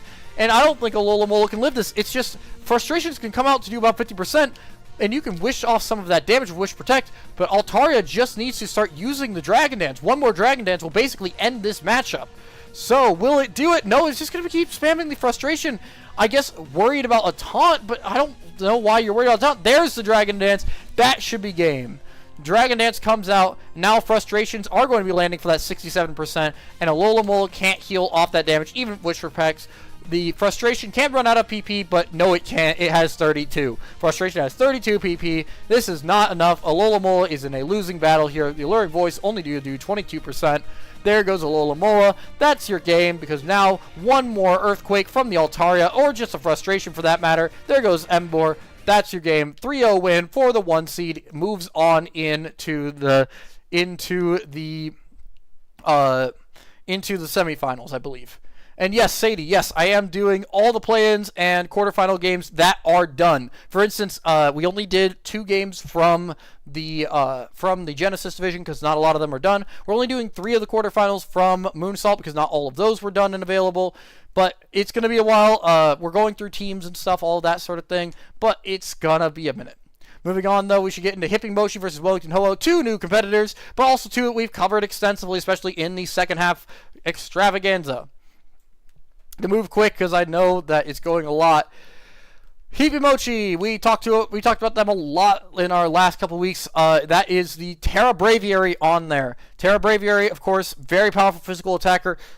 Gets a ton of damage out. Braviary is just a very underrated Pokemon. I feel like because it fits that same vein as the Staraptor, and just not quite to the extent the Staraptor does, because Staraptor, I believe, does get that Intimidate ability. So Staraptor obviously more powerful, but Braviary in this case gets to kind of level the playing field with its more popular cousin in Staraptor, with the ability to Terrasilize here. We've seen some cool, great effect out of it, and with the ability to Terrasilize, it also gets Stab on its close combat potentially. It gets Stab on Brave Birds, double Stab adaptability boost type on its Brave Birds. Braviary, very threatening. On top of that, we have Kyurem. Kyurem's been a very powerful Pokemon through a lot of this, and it's because Kyurem is a very, very strange Pokemon. The Ice Dragon type is not very common. You see it on Baxcalibur. We haven't seen a lot of Baxcalibur in this season. But on top of that, you see a lot of Freeze Dries come out of Kyurem. You see a lot of different Pokemon. I feel like this Kyurem was also well used with a different player. Camel Convention really used Kyurem to great effect. And now we're also seeing it on this Hipimochi team. Very good here. And also, I guess I should mention, that Ice Dragon type has a lot of advantages because that one resistance that Ice brings in is that resistance to Ice, making Kyurem one of the few dragons to be resistant to the Ice typing, which is actually very valuable because it avoids a lot of the Weaviles and such throughout the world, though it does get a lot more weaknesses through the Ice weaknesses of, fighting and such. But it does actually, I will mention, it gets the resistance of Dragon, very complementary types, because Dragon blocks that fire weakness from Ice and all that sort of stuff.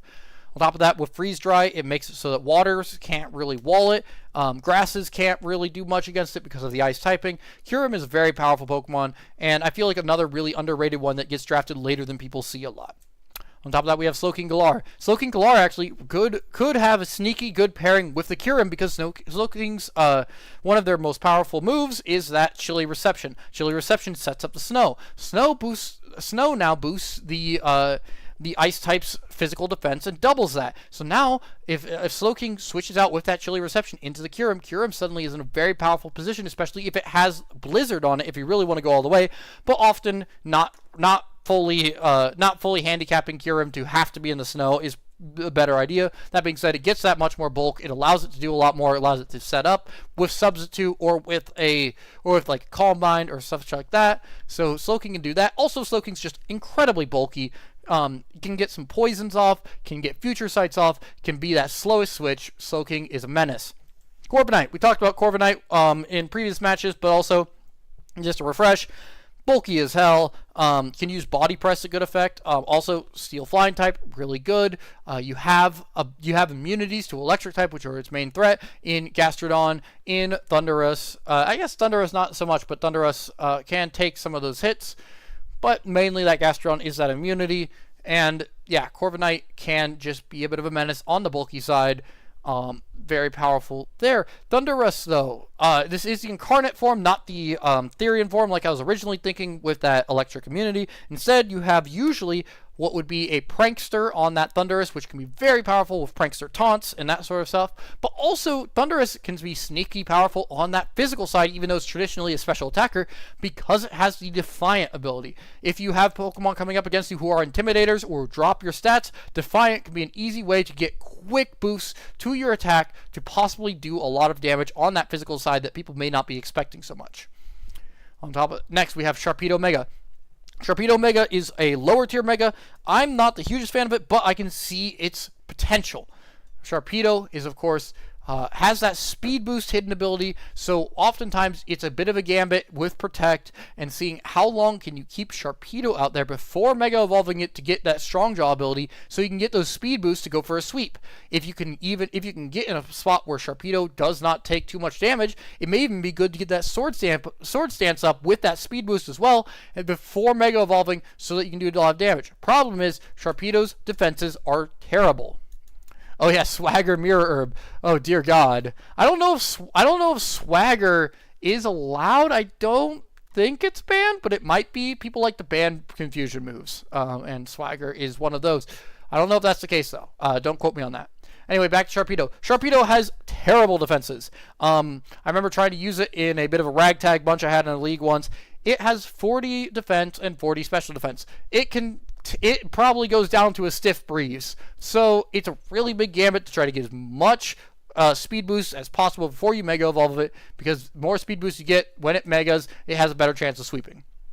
On to Tinkaton. Tinkaton is bulky, it is fast, it gets Stealth Rocks, it's a really good typing in that Fairy Steel, but it's not all too powerful physically.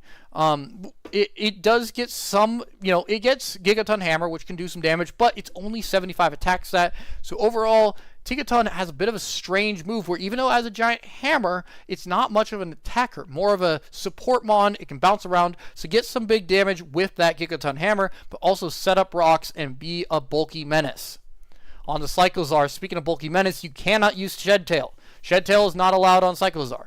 That's why it's only 9 points. That being said, still, Cyclozar is very fast, and what people I don't think realize is, especially with Shed Tail being what everyone thought about it, people didn't realize for a while, but Cyclozar is very strong as just a get in, Draco, get out. And it can do that with Regenerator to do it to great effect. It's a really good Regenerator, pivot, do a bunch of damage. So with Cyclozar, you're going to see that. Also, I believe it gets Rapid Spin to clear its own hazards. So that's really nice. Plus, with Normal and Dragon, it's not the greatest typing, but with Normal and Dragon, it does get some useful immunity. It gets immunity to Ghost types. It also gets resistances to Fire, Water, and Grass. And it also has Regenerator, has some bulk, and it can just switch in. Has already a ton of speed. This can be a lot of power for this Cyclozar. Finally, we've got Gastrodon, the Blaze, Tauros, and Houndstone. Gastrodon, Storm Drain, really useful. Water immunity, always nice. Also, Water Ground. Its only weakness is Grass. Guess what resists Grass? Thundurus, Corviknight, Slowking, Kyurem, Braviary, Tauros. Yeah, Gastrodon practically has no weaknesses because of how much Grass resistance has been built into this team. Oh yeah, Sword Stance on Tinkaton is fun. Oh, and Cyclozar does have some physical attacks. Good to know. It's hard for me to know all these Pokemon. This is why I build these things, and I sometimes I just don't realize, because there's just so many Pokemon these days that if I have looked at it certain ways, I just don't see all the different ways it can do. And that's the fun of draft, is seeing all those movesets that you may not even think about, those investments you may not even think about come out. But yeah, no, Gastrodon, it's a menace. It can recover, it can be bulky, it can spread toxics, it can do earth power damage, it can be surprisingly damaging with its water and ground stabs, but usually a lot more bulky with that toxic, with the earth power, gets heals from, not gets heals, but gets a special attack boost from that Storm Drain, but also is a very valuable pivot between Pokemon. It has great weaknesses, only one, great resistances, only one weakness that doesn't matter on this team. Gastrodon's a great defensive mon. Moving into Tauros. Tauros is interesting because I don't know much about the Paldea Blaze. I've seen some Paldea Aqua, and I've seen some as, I've seen regular Tauros as a signature. Ooh, Shift Gear Cyclozar? That's interesting. Shift Gear I did not know it had. It's just because you need more speed on Cyclozar, I guess. Okay. But yeah, Tauros Paldea Blaze. It should be powerful. Fighting and fire, great attacking combo. We see it on Blaziken, we see it on Emboar, we see it on Infernape. There's a reason that this stuff is powerful. I don't know a ton about it, but I know it's a pretty good physical attacker. I believe it does get Intimidate. I could be wrong there, but it does get Cudchew, interestingly, which could be useful. On top of that, just having a good physical attacker from the fire side is nice. Having fire damage, I feel like, is very important on most teams, because fire is a very good offensive type, and this is the first and only one on this team. But having it from the physical side means a lot. I feel like fire is a primarily special attacking side, so a lot of your Pokemon that are fire resistance are often like some of the best firewalls are mostly special defensive. So having that physical fire type makes it threatening in a unique way that some Pokemon are more equipped to handle than others, and it's a bit of a change of pace. Finally, you got Houndstone. Houndstone unfortunately does not get last respect, so no Houndstone sweeping like that. There's no Sand Rush on this team for it to really take advantage of, but it does get spin blocking abilities due to its ghost typing. Ghost also can just do some damage from the ghost on the physical side.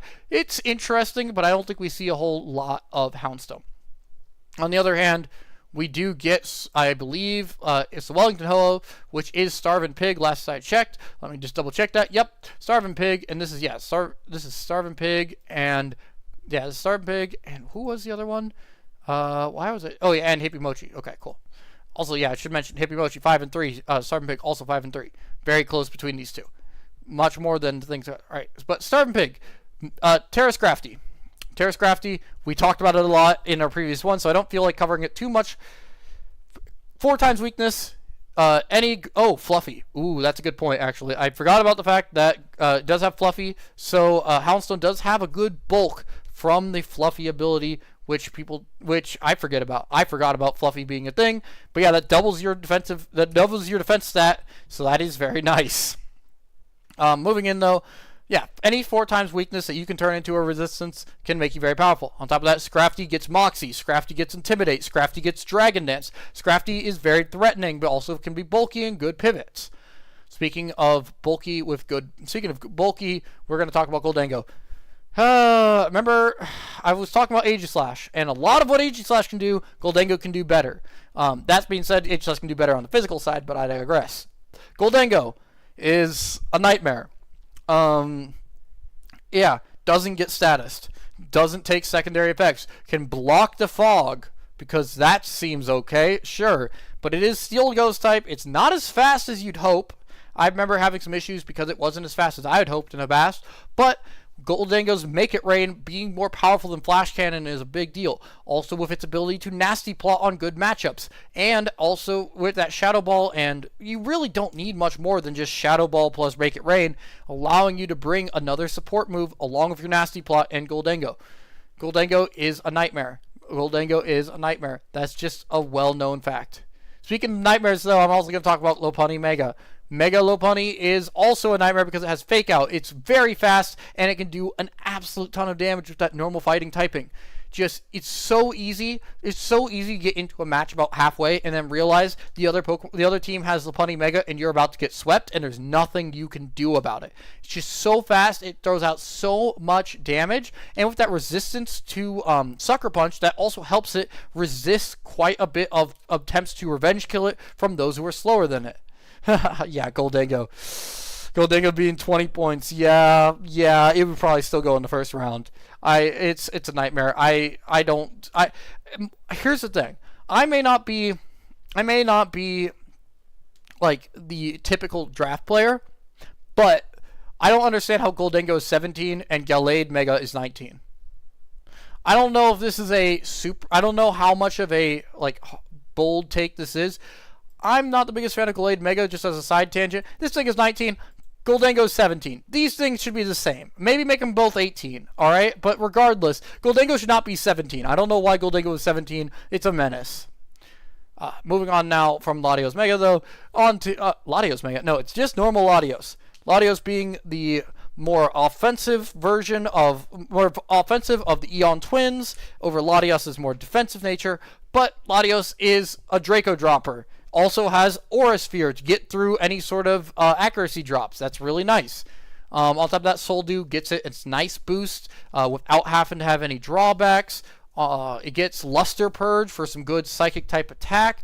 It's really good with a Scarf. It's really good with Specs. It's really good with Life Orb. It also gets some physical. I believe it gets Dragon Dance, but also can do some good physical side with Earthquake. Also gets coverage like Flamethrower. All in all, Latios, it's a staple. There's a reason it's been around OU so long. There's a reason it's been around Draft League upper tiers all the time. It is a staple. Really good. Psychic Dragon, you know Latios. Moving on to Rillaboom. Rillaboom not as high up, of course, did get the Grassy Glide nerfed in the start of Gen 9, so no longer can you just spam Grassy Glide and win. Still gets the Grassy Terrain set up. And do we see any other... Okay, we don't see any Unburden mons that can take advantage of that Grassy Terrain, but Grassy Terrain and its passive healing is nice. On top of that, Rillaboom can do damage. It's a grass type with Wood Hammer that can do quite a bit. On top of that, it has... oh, yeah, that's another thing I should bring up about Grassy Terrain is it also does reduce the damage from Earthquake and Earth Power, so that's a nice benefit for, say, Typhlosion or Clodsire coming down the line. But yeah, Rillaboom's just an all-around very solid, physical, bulky, but also physical attacker from the grass typing. And as I said, I tend to hold grass as a higher typing than a lot of other people do, just because I like its anti-meta against water types. Moving on to said water types, let's go into Primarina. Primarina is slow, just like every Alola Pokemon. That being said, it is a water fairy type that puts out a ton of damage, with the ability to have Liquid Voice, Hyper Voices to get that really solid 90 base power. Water attacks is really good as a specs option. Also can be really good as a Calm Mind option. Substitute I've also seen on Primarina, but Moonblast plus Hyper Voice with Liquid Voice is really powerful. And I mean, that's all you gotta really say. Primarina is a great special cannon. Now let's move into the defensive core of Mandibuzz and Clodsire. Let's talk about them together. Clodsire is a lot more bulky than you'd think from just looking at its stats. It's very similar to Quagsire, but in a way, it has some advantages over Quagsire, because Clodsire with the grounded poison nature gets rid of Toxic Spikes. Much more niche in this because there's been less Toxic Spike usage, but it's a usefulness. On top of that, it gets the water absorbability, which is also what Quagsire gets, but Quagsire not as big of a deal for it, because Clodsire gets it on a weakness instead of a neutral hit. Clodsire can just sit there and take up space. It also gets Unaware, which is really powerful. Both of those are powerful. I believe it also gets Poison Point, which is nice as well. Good for a physical bulk option. It gets Recover. It gets Toxic. Clodsire's a menace. On top of that, Mandibuzz. Mandibuzz gets Roost, so it can stick around for a very long time. Being that dark and flying type, it pairs really well with Clodsire, avoiding those electric hits, and also Clodsire coming in on fire types to deal with those. But also Mandibuzz, in its own right, Foul Play plus Roost plus defense. It's got great defense. Mandibuzz is a menace as well. These two are a very powerful combo in the defensive core. Finally, we go into Galvantula, Typhlosion, and Jumpluff. Jumpluff, a lot more valuable in doubles. I will give him that. Doubles is where Jumpluff shines. It really is. I remember Jumpluff seeing a lot of usage in doubles. That being said, in singles, not as big of a deal. It gets some interesting moves like Tailwind. It can get Sunny Day, but those are both not as valuable in singles. On top of that, it's pretty fast, but it doesn't have a lot of attack, so it can't really take advantage of that as much. And finally, damage. That would be fun. Making roosting mons take damage from grounded hazards. That would be cool, and it would make sense, because what do we do to prevent birds from roosting in real life? We put spikes on stuff. So it would make sense. Anyway, moving on to Typhlosion. Typhlosion gets Eruption. If you can get a Scarf Typhlosion Eruption sweep, then that's great. Usually, it's been overshadowed, though, by Hisuian Typhlosion, who gets that Fire Ghost type and can have more stab options. Typhlosion mainly just is a big cannon, usually through Eruption, but also through Fire Blast. It's been used a lot with Scarf. It's been used a lot with Specs. But that's the main thing with Typhlosion. And as a low tier option, it's really good, even if it doesn't do a lot. Finally, Galvantula. Galvantula is really good as a sticky web setter. I really like Galvantula, because the nice thing about Galvantula, it puts a lot of pressure on immediately with its ability to hit 93% accurate thunders with Compound Eyes, and then it can set up with sticky webs. And then if you can keep those sticky webs up, it's great. Great suicide lead. Great with the Focus Sash in its hand. It's very fast. It's faster than you'd expect. Faster than those with Arachnophobia would hope. But yeah, I would say that Galvantula is great for sticky webs. That's probably why it's here, but also can be great special attacker as well with Bug Buzz and with Thunder, both hitting most of the time, and both of them being stabs that are very powerful. Anyway, so now let's get right into it. Here we go. we see on this side we have Braviary, we have the Cyclozar, Corviknight, Kyurem, Slowking, Galar, and Gastrodon versus the Scrafty, the Mandibuzz, the Lopunny Mega, we see the Goldengo, we see the Latios, we see the Primarina. No Clodsire in this match. Let's see how that goes. Here we go. Alright, here we go. So here's immediate taunt out of there, and that's big because actually Toxic Spikes have been revealed to be on that Slowking Galar. I've mentioned that not a lot of them are there, but that's a big taunt. That's a big taunt to reveal that, because now besides the defog possibility onto that Mandibuzz, there's not much else that Wellington Ho can do. That being said, oh, it's a payback, big damage from the Corviknight, but the Shadow Ball's not going to kill. Mirror Armor goes up, and it's going to just drop its special defense even more. The payback on the bulk up Corviknight is enough to take down Goldengo in turn 5. It is a 6-5 lead for Hipimochi. Wow, here comes the Mega Lopunny. It's going to close combat. It's only going to do about 13%, but then 22% for the U-turn as it gets into the Mandibuzz. Toxic Spikes are going to come up.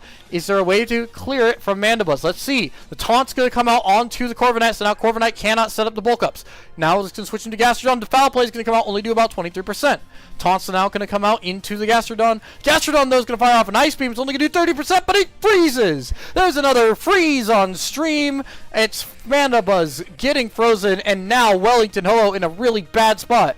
Though we see Shedskin, it's not Moxie, it's not Intimidate on Scrafty, rather Shedskin to avoid the toxic damage from those Toxic Spikes.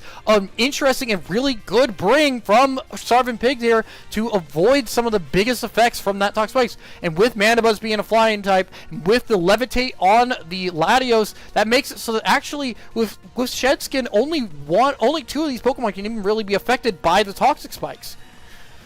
Now, Corviknight's going to come in on the knockoffs. Knockoff's going to get rid of the Rocky Helmet, but it's going to do some back damage into it. There's the Shedskin to get rid of the poison. 73% for the Fairy type in Scrafty. The Roost's going to come up to go to 76%, but the Drain Punch is going to land and get all the way back to full for Scrafty while removing basically all the health from that Roost for the Corviknight. Now Corviknight's going to hit with that Brave Bird, but the Roar is actually going to come from the Scrafty, and now here comes Kyurem. Can Kyurem take it down? No, Corviknight's going to come back in, but the Drain Punch is going to be enough to leave it down at 3%. And now it just barely lives. It's going to go to the Brave Bird. It's going to knock itself out. Now it's going to leave. No Drain Punch coming out from the Scrafty because the Pokemon is dead. It's going to leave it around 54%. Here comes the Braviary. Braviary is going to hit with the Brave Bird. It's going to 34% into the Mandibuzz. Mandibuzz is going to go down, not able to unfreeze itself. Here we go, but the recoil has brought down Braviary down to about 50%. Now Primarina comes in. Primarina going for the Psychic Noise. That's going to hit for 25% and block healing from the Slowking. Not that it matters all too much, I believe, but there we go. Calm Mind's going to set up a Poison Jab, though, hitting for about 50%. And with the Poison, that means that Primarina is not long for this world. Psychic Noise is going to come out and do another 38% and block healing, but the Poison Jab is going to be enough to finish off the Primarina. 5-3, Hipimochi in the lead. Now Poison coming down on Lopunny Mega. Lopunny Mega is going to land the return, and that's going to be enough to take down the Galarian Slowking. Here we go with the Braviary. It's going to U-turn out immediately just to do a little bit of damage. Here comes Gastrodon. Can Gastrodon take the close combat? No, it can! It can, actually, with the 1% left. The Power Butt Punch, though, coming out of the Lopunny Mega, it's going to get the buff on the attack as it takes down the Gastrodon. It's at 38%. It gets taken down, though, by the Braviary. It looks to be scarfed to outspeed the Mega. Now, 3-on-2. Latios going to come out. Does it drop a Draco? No, it reveals the Dragon Dance. It is a physical attacking. It's got Scale Shot, and it's got Loaded Dice. That's going to take down the Kyurem, and now it's in a very good spot because now it has 2 speed. 2 times speed. Cyclozar. Does it outspeed? No, it does not. And that's going to be enough to take down Cyclozar. And that's going to be enough to end the game. Because now, unless Braviary can take it down before it can move, it can't. There's the Thunderbolt. And there's the win. 2-0. Wellington Ho takes down Hipimochi. And Starvin Pig is on to the next round. Whew. And that was a big back and forth. 33 turns, but a big back and forth. And honestly, Starvin was behind for most of it in Pokemon count. The freeze on the Mandibuzz was really big and really threw a wrench into Starvin's plans. But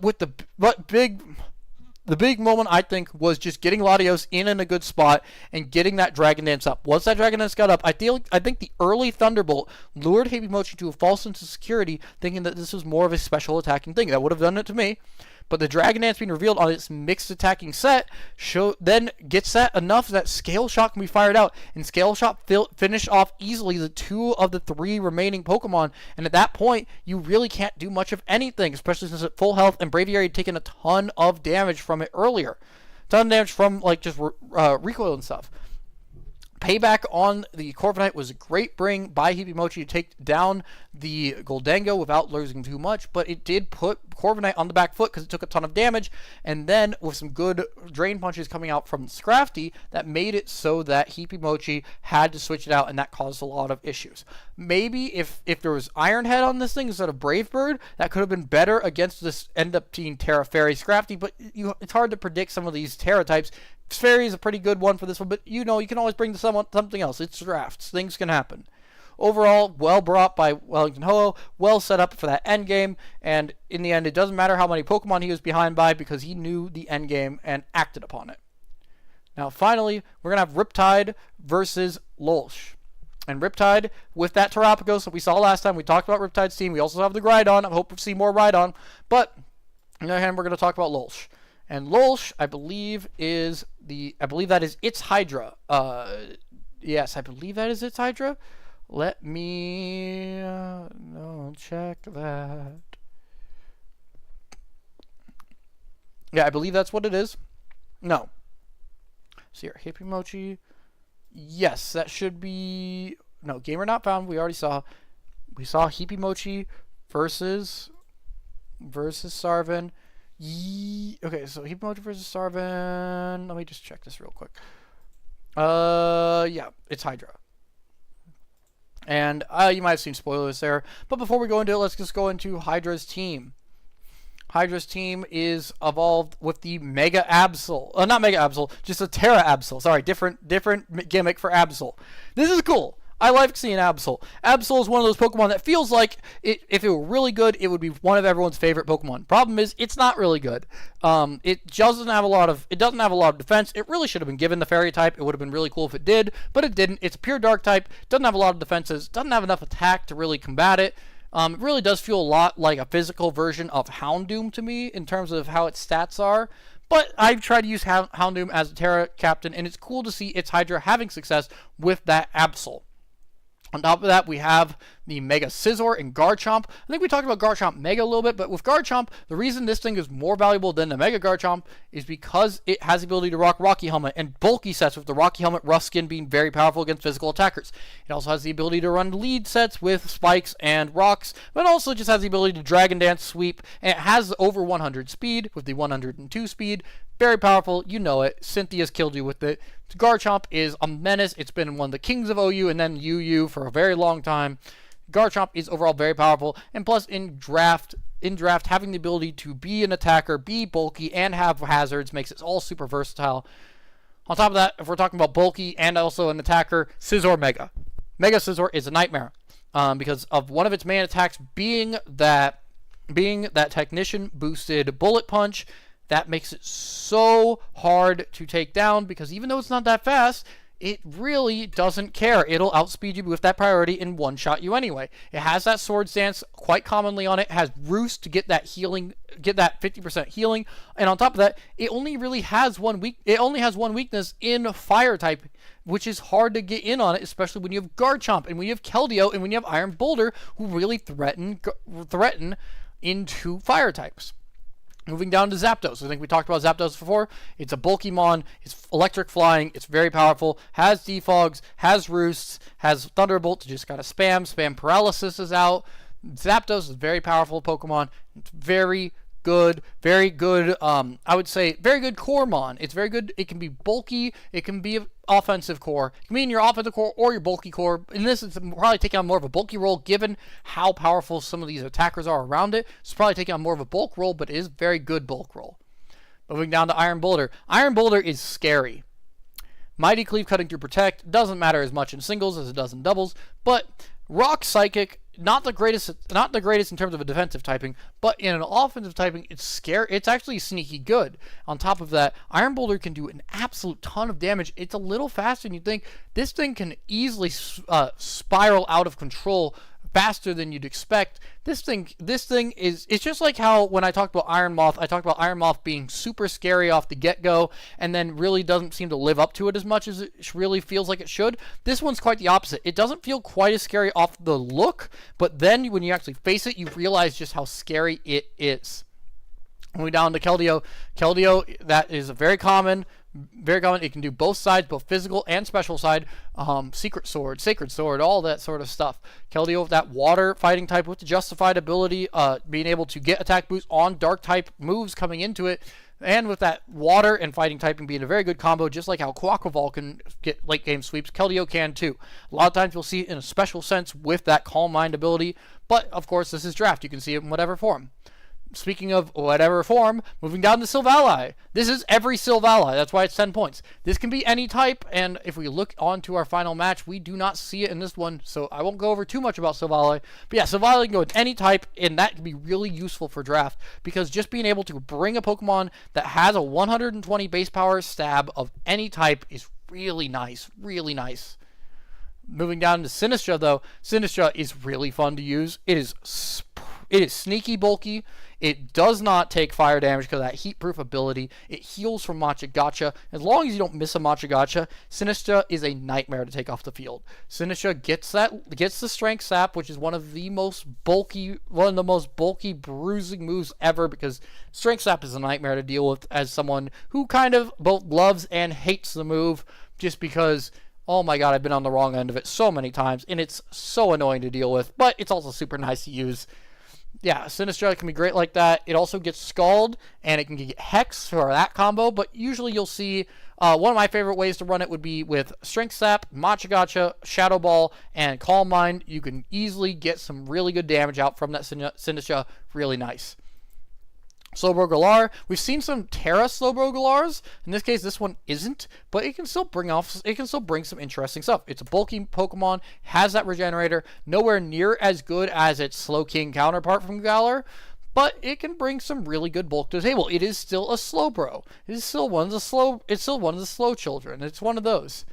But mentioning this, Quick Claw, Quick Draw is technically a bring you can do, and I've seen it. I've seen it with one of our Terra Captain Slowbros in another match.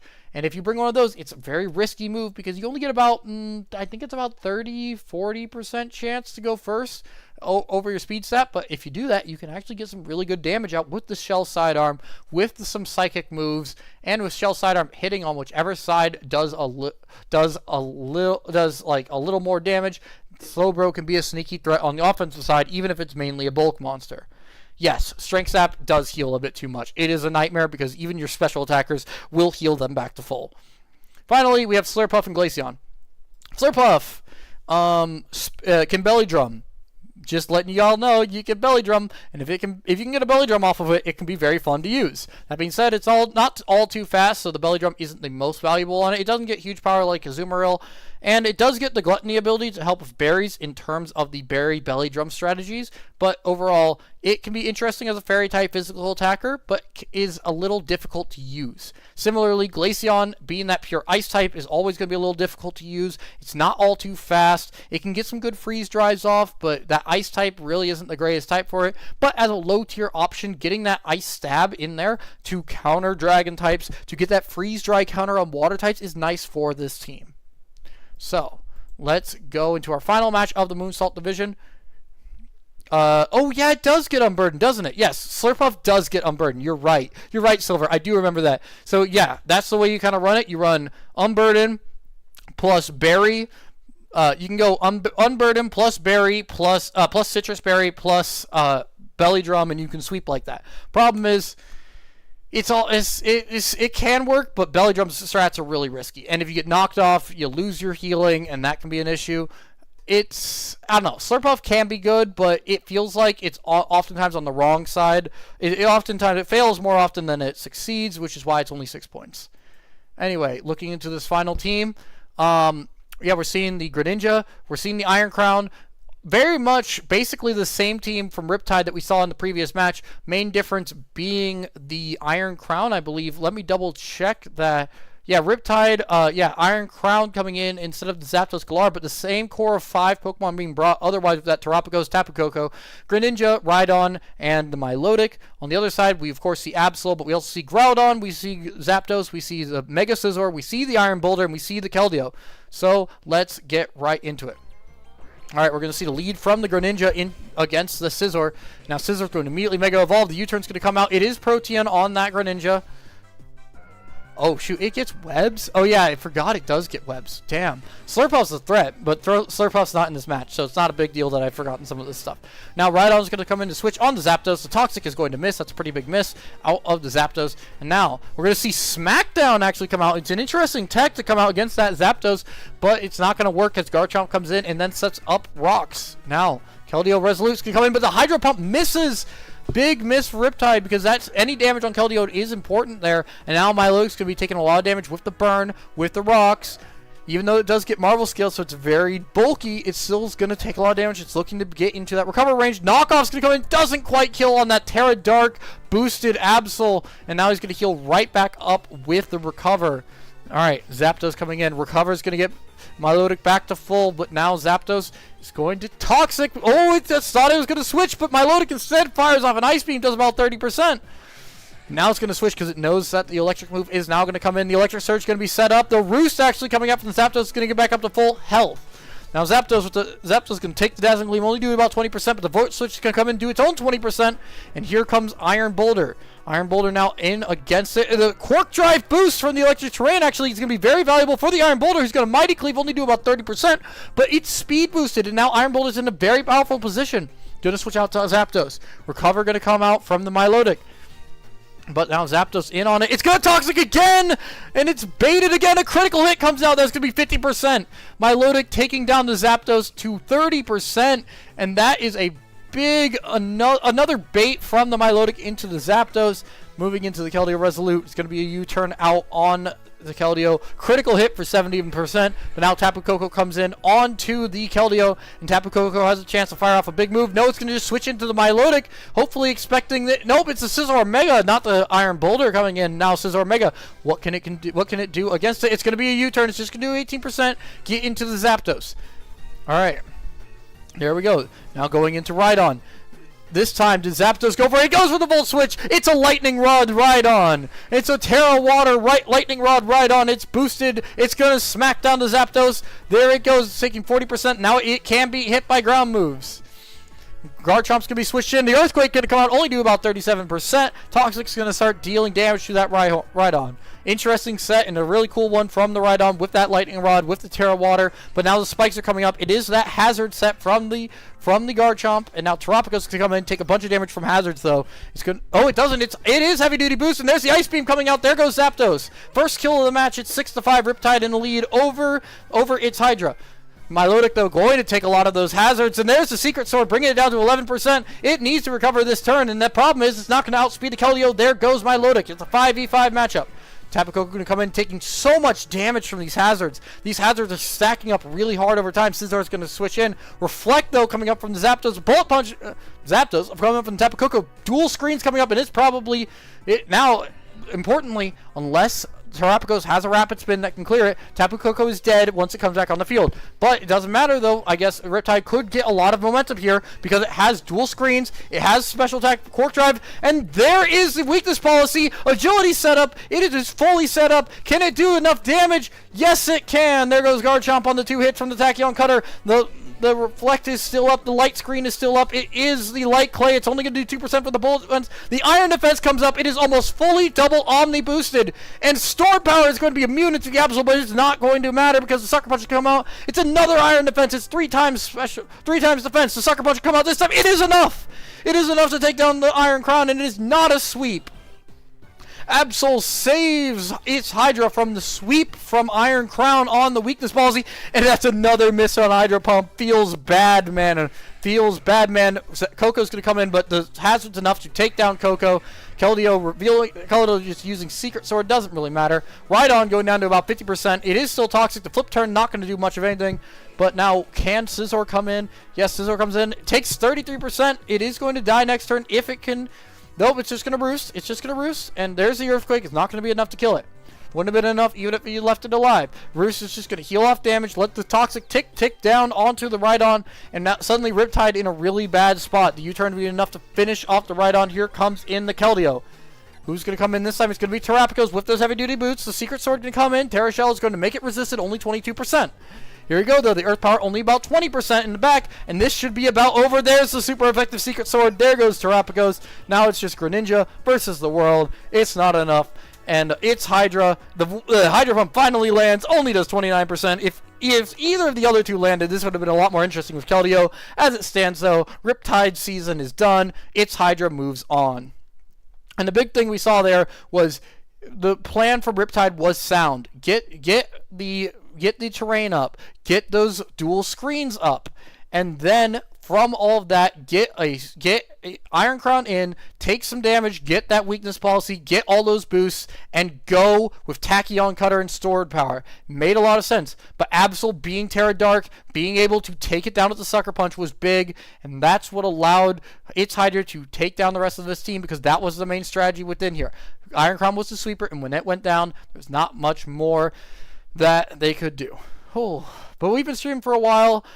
We've got a few more left. I'm going to try to be quick, but I'm going to go on a quick break here so that I can just recover my voice just a little bit, because I realize I've bitten off more than I could chew again. So, yeah, be back in a couple minutes.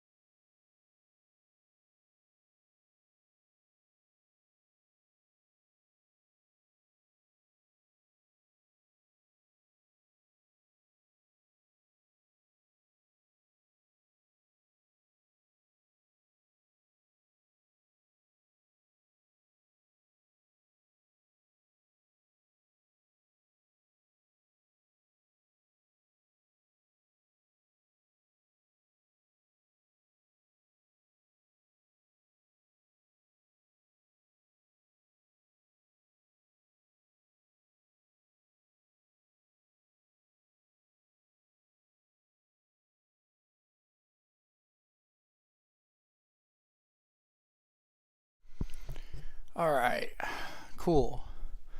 I'm back, and unfortunately, I have realized the time a little bit. We are looking at 8:47 p.m. right now. It is late here, and as there is classes tomorrow and people need to sleep, I realize that with the speed I'm going, I'm actually not going to be able to make it all the way through all of these matches, especially considering I was counting it up. We got 1, 2, 3, 4, 5 here. 1, 2, 3, 4, 5, 6 here. And then, yeah, as you can see, a whole hell of a lot more after that. So there's a bit of a delay on stream from where I'm talking to where things. I'm going to wait for some responses here from Sadie and from Silver, just because you are actually in the chat. But probably what I'm thinking about doing, because I want to go into depth on all these teams. I don't want to speed through these later matchups, because even though they aren't the top divisions, all these players who have made playoffs deserve to have their teams recognized. And with the combination of it getting to a later time, in the day, and also with the whole amount of people left, and with not wanting to keep up my roommates and that sort of stuff, because I am pretty loud, let's be honest here. These are exciting matches. Probably what I'm going to do is tonight I'm going to just finish up Sky Strike division, and I'm going to call it tonight for streaming. However, tomorrow, because I do have most of the afternoon and evening off, probably looking at another stream, probably closer to 4 or 5 p.m., a little earlier. Actually, because I know that Silver is actually in a much different time zone, and that you don't want to be up super late all the time. I actually wanted to ask Silver if what would be a considering that I could only review the Pokemon brought, but I also want to go through the team because it matters how they got there is the big thing. And I think the big thing is I'm probably going to just do a 2-part stream here, one today, one tomorrow, just finish off this. But I want to make it available for all of you to get there. And so I'm going to do a stream earlier, probably closer to about 2 p.m. Say around 2 p.m.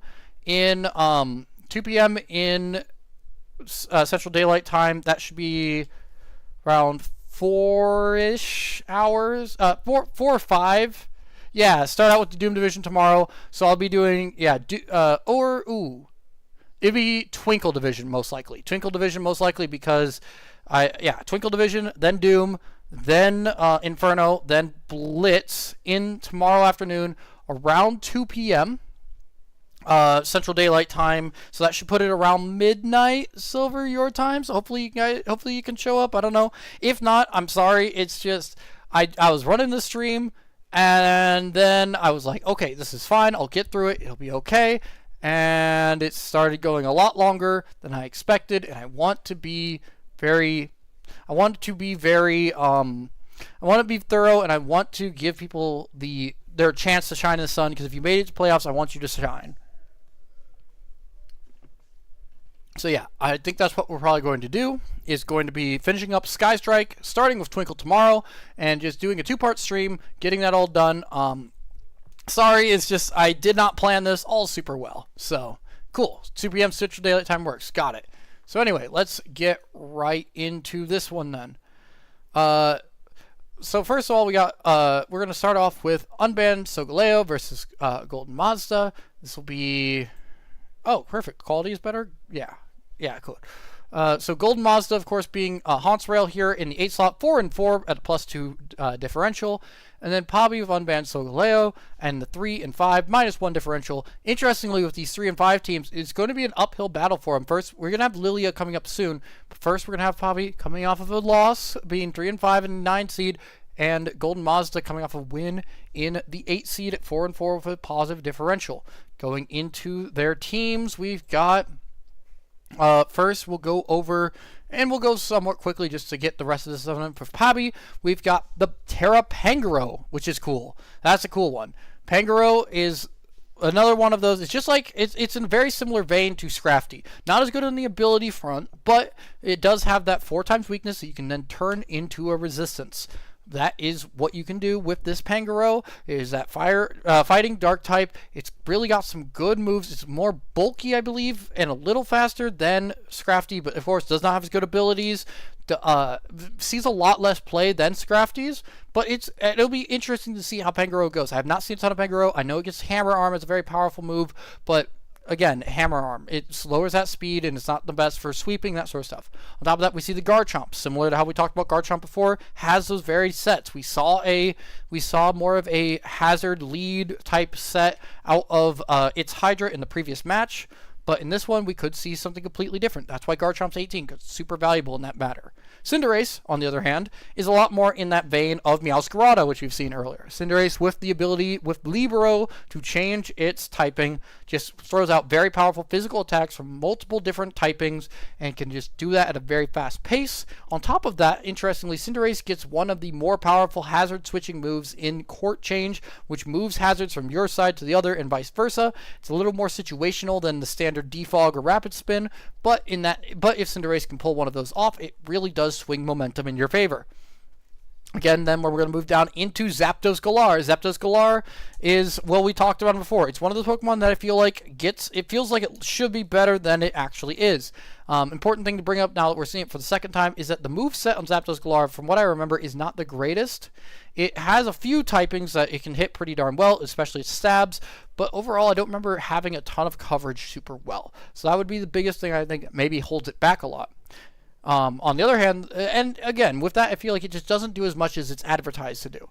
On the other hand, though, we have the Metagross, which Metagross I feel like does do as much as it's advertised and more. Very common set you'll see on Metagross will be you will see the weakness policy. Double attack, double special attack on that super effective hit, similar to how Iron Crown ran it in the previous matches. But yeah, Metagross, you see a lot of that weakness policy. You can also see bulky sets to take advantage of its natural bulk. On top of that, yeah, that's the main two that you see, but you can also see like Colbur Berries and that sort of stuff. Metagross is overall a very strong Pokemon. You don't see any one stat particularly stand out from it, but it's usually a physical attacker. It has a lot of bulk. I believe it does get Body Press for a possible Body Press Iron Defense set. But yeah, there's a whole lot of options. It has some special attacking options as well. It's all overall very well-rounded, and with that, and yeah. Oh man, if Zapdos Galar had Scrappy, it would be over for y'all. Zapdos would be tearing through everyone. Next on the line is Mega Pidgeot. We saw Mega Pidgeot get a sweep earlier in this stream. Mega Pidgeot is a really fun Mega. You press buttons. Hurricane, Heat Wave, cool. That's your review. It's Hurricane and Heat Wave, and you gotta respect it. We saw what happens when you don't respect it. Let's see if let's see this time if Golden Mazda respects it, or if Pidgeot just runs through it. Next we have Empoleon. Empoleon does get the ability to clear hazards. It is a Water Steel type, the only one in the game, and that can be very powerful as a defensive core because Water and Steel both very good defensive typings and are complementing each other with that water neutralizing the fire weakness on Steel. It does take some damage to ground types, and it does take damage to fighting types, and that can be a problem. But overall, Empoleon's really nice to have. It gets Flip Turn. I believe it gets Scald as well to be good at bulky side, and not to mention it can do some decent damage as well. Just water and Steel, not the greatest combo of attacking types. It's more better on the defensive side, but you can attack with it as well, and it's useful.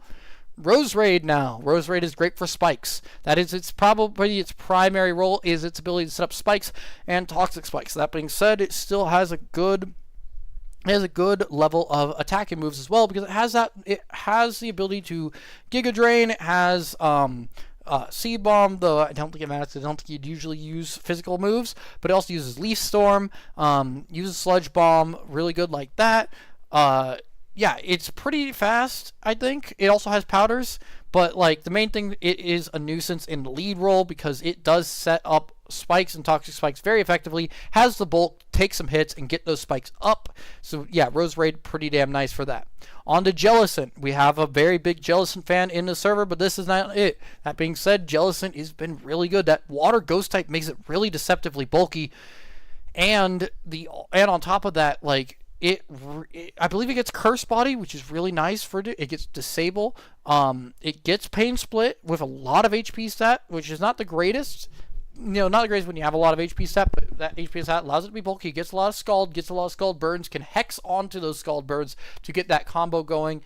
And Jellicent is overall a really nice bulky water, and it brings that ghost typing in there, which helps a lot with that Empoleon, and with that Pangoro before it gets Terra'd, and with the Wigglytuff to an extent, because none of them are resistant, and I guess Pidgeot as well, because there's not a lot of fighting resistances on this team, and having that ability to be a fighting immunity for those who are weak and those who are not resistant is nice. We also talked about Galvantula already. Galvantula is a web setter, but also it can be very threatening with its high speed, with its thunder, with its bug buzz. Galvantula is very fun as a lead, and I found it interesting because Garchomp could run a lead set. Roserade runs a lead set. Galvantula runs a lead set. A lot of leaders here, so I'm interested to see which ones come out and which Pokemon comes out first for Pappy. Finally, you got Wigglytuff. Wigglytuff is not the greatest, hence why it's 2 points, but it does get good wish passes with a high HP stat, has a fairy normal typing, which the normal typing kind of lets it down a little bit because normal doesn't really help it all too much, but with the wish passing, it's kind of nice. I believe that's the main thing that it gets, but correct me if I'm wrong. So yeah, moving on on the other hand, we have Golden Mazda with the Terra Cincino. I think we talked about this before in the second half extravaganza. Cincino is a bit terrifying because it gets both Technician and it gets Skill Link. It's a master of multi-hit moves, and with the ability to have loaded dice, that boosts its ability, because since it has loaded dice, it does not need to bring Skill Link, and instead it brings Technician to do a lot more damage, with the caveat of sometimes you won't hit all 5 times. Either way, with the ability to Tidy Up, which removes hazards and also gets a Dragon Dance boost, Cincino is in a spot to do a lot of damage. Problem though is on Poppy's side with that Garchomp, there is that set with the Rocky Helmet, and bringing Rocky Helmet plus Ruskin basically is Cincino killing itself if it tries to Tail Slap. So that could be something that Golden Maz has to worry about. Though with a triple Axle, it could be less of a worry. On top of that, Gallade Mega. Tail Slap Gamble sucks. True. Tail Slap is not the greatest, but it's a stab move. And also, if you can Terra into Dark type, Terra Rock type, you can go with Rock Blast. You go Terra Ice for the things. You can get Bullet Seed with Terra Grass, and yeah. Anyway, on to Gallade Mega. I'm not the biggest fan of this Pokemon, so I'm not the best at using it, of course. That being said, it is pretty versatile.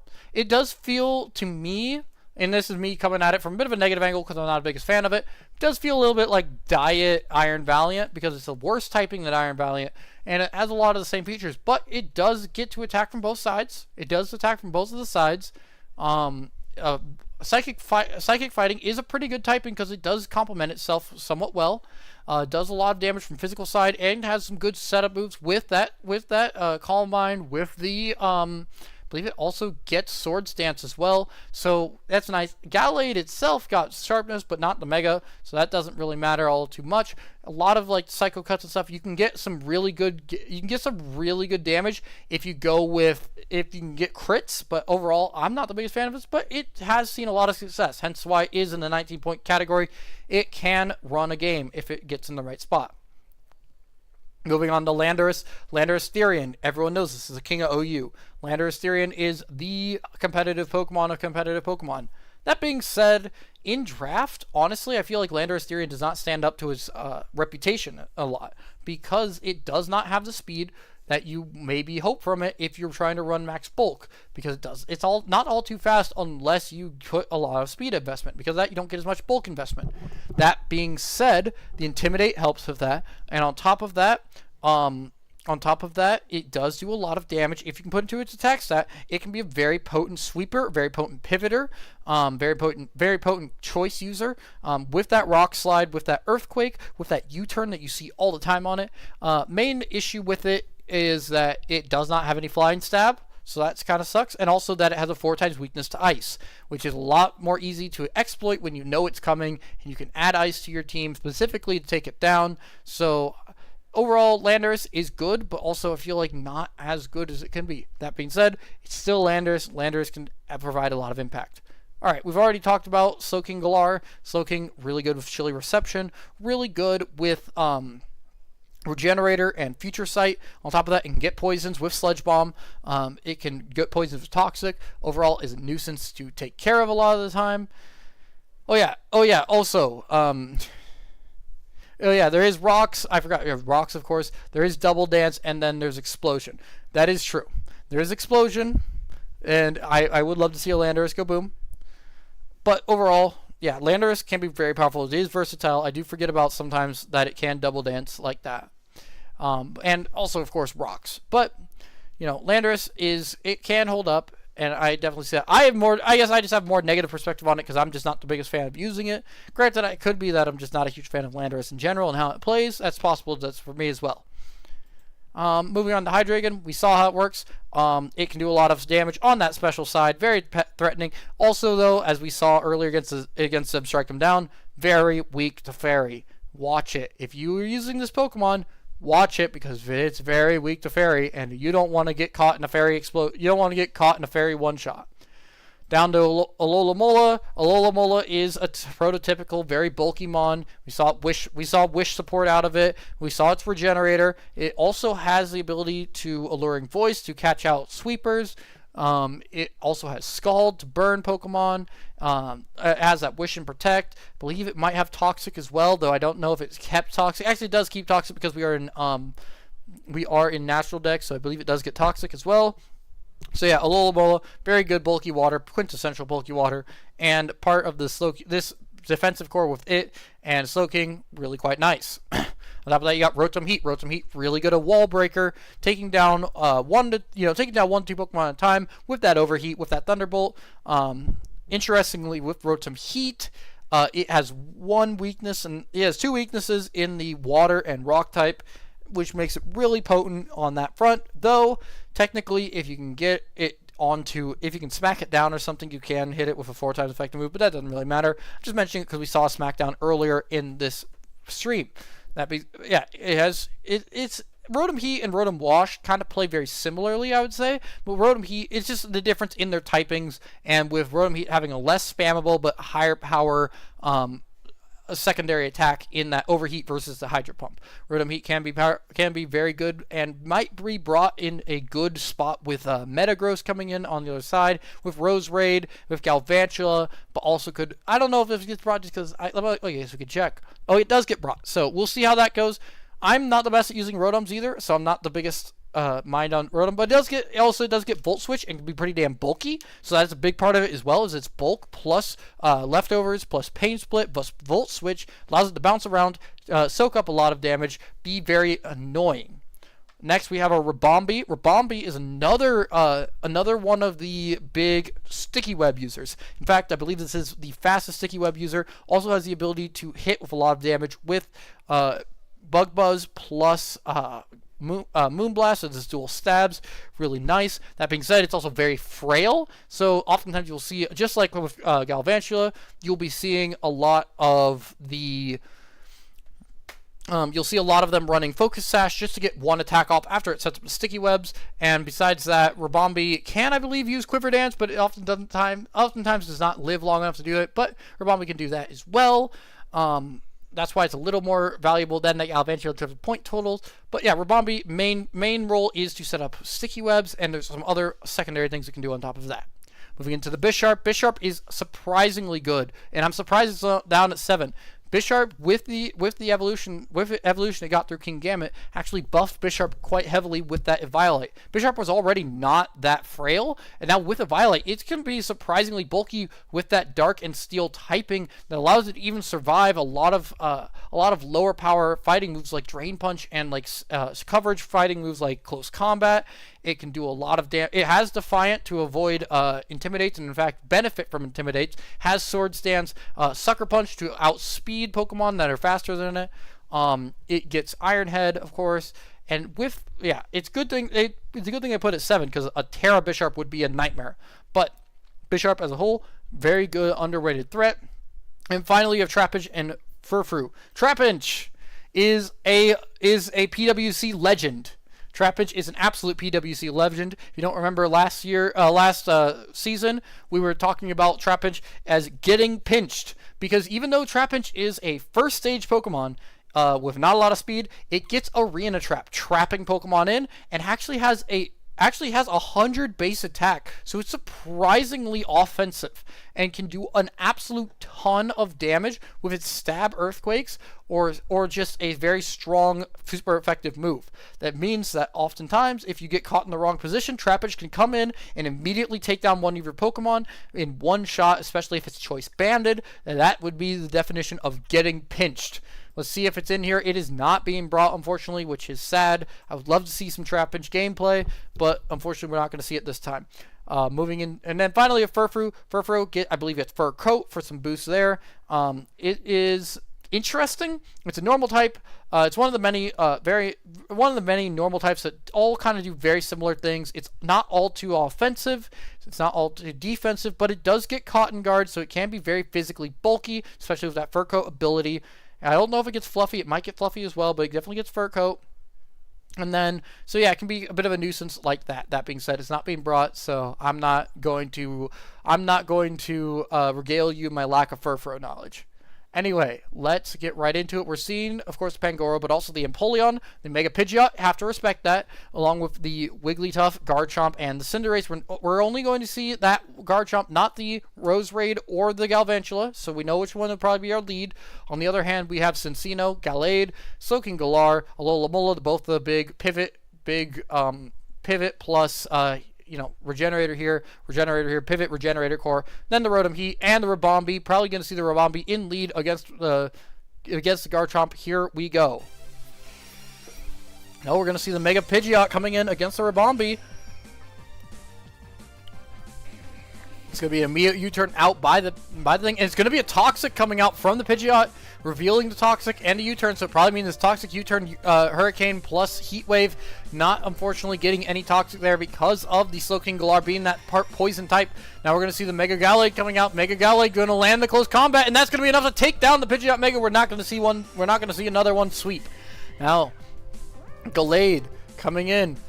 With a quick 6-5 advantage, Golden Mazza switches out into the Alola. It's going to do a lot of damage with the Rocky Helmet, and the Life Orb reveal on the Cinderace, doing about a quarter of its health there as it pivots out into the Pangoro.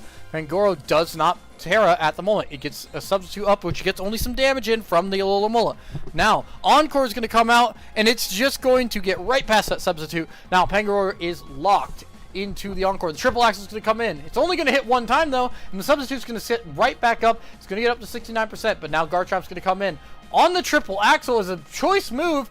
Rough-Skin plus Rocky Helmet's going to do about 28%, but then it's going to do another 28%, but it's going to take a lot of damage, and there goes Garchomp on the third hit from triple axle, knowing that he was going for triple axle. That's a bold move, and now Gallade is only on 14%. It's probably not going to be able to sweep.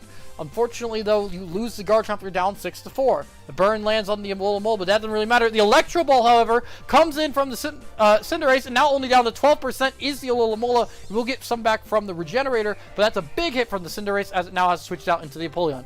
Moonblast only going to land for about 15%. Does it get webs up? No, it doesn't. It switches out into the Slowking. Flip turn comes in from the Empoleon. Now it goes into Pangoro. Pangoro still has not Terra'd yet. So what is Pango's Terra? It's going to be a Crunch, but it's a Colbur Berry. The defense drop comes in, but Chilly Reception's can come out. It's still plenty of health, though removed item from the Slowbro. Now Gallade comes in, threatens out.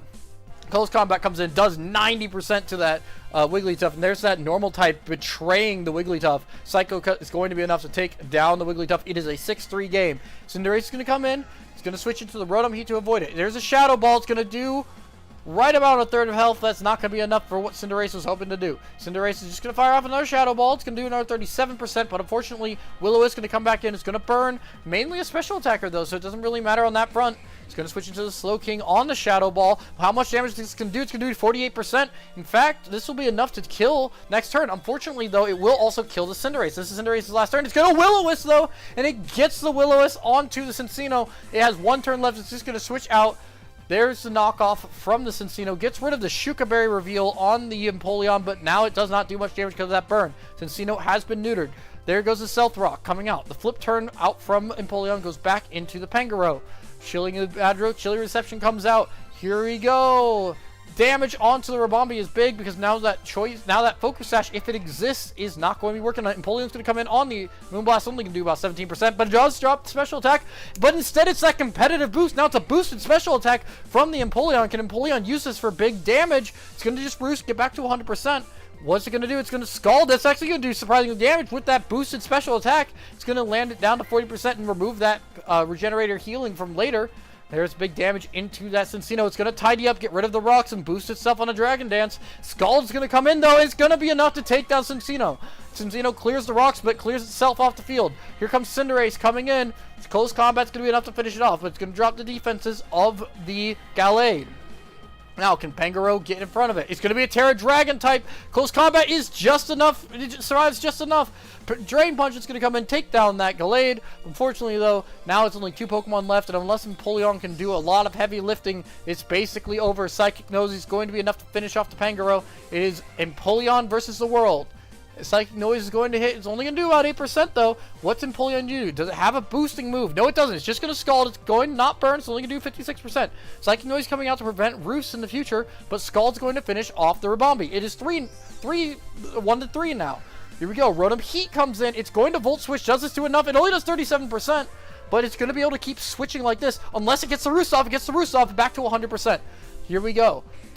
Soaking Galar is going to come in on the Stealth Rock. Stealth Rock coming out to prevent that just continued switching coming in from Golden Mazda. The Flip Turn is going to come in only for about 5%, but the Rocky Helmet, I don't know why the Flip Turns are coming out. Why Flip Turn?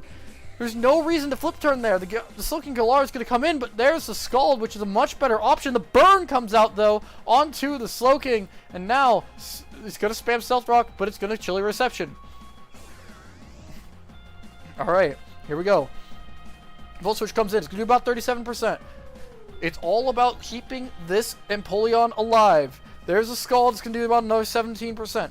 Burns here. Unfortunately, it's just going to be a continued heal from our Regenerator Mons, and I don't think there's much Empoleon can do. It's just going to be a matter of Empoleon running out of PP now that I look at it. Because Flip Turn's not going to do enough. Chilly Reception is going to come out. And eventually, Rotom Heat is going to come in. Needs to be, there's a Volt Switch, 34% going into Slowking. Now, Stealth Rock's not going to do anything. It's just going to be a matter of it. It's over. Golden Mazda has won. It's a matter of unless he misplays, Golden Mazda has won. There's not much more that Empoleon can do. This is the game. Roost can come out. We're just going to throw on to Fast Mode just to get this going. In fact, we're going to go switch to Hyper Fast because we know what's going to happen here. It's the dual Regenerator Mons, impossible to kill. Volt Switch, continue to just do this charade forever, and eventually it will run out. There's the Volt Switch again. Yeah, we're just going to run it. Alright, good night, Silver. Have a great night. I'll get to your division tomorrow. Hopefully you'll be in a better spot for that, so enjoy your night. Yeah. Anyway... Yep, we're just going to let this keep running. There's a critical hit. There's the Stealth Rock. The Root's going to come up. Rotom Heat comes back in. There's another Volt Switch. Yeah, it's just not enough. There we go. That's your game. 3-0. Golden Mazda takes that dub. Now, next on, we're going to have Silver versus Lilia. Again, this was another one where...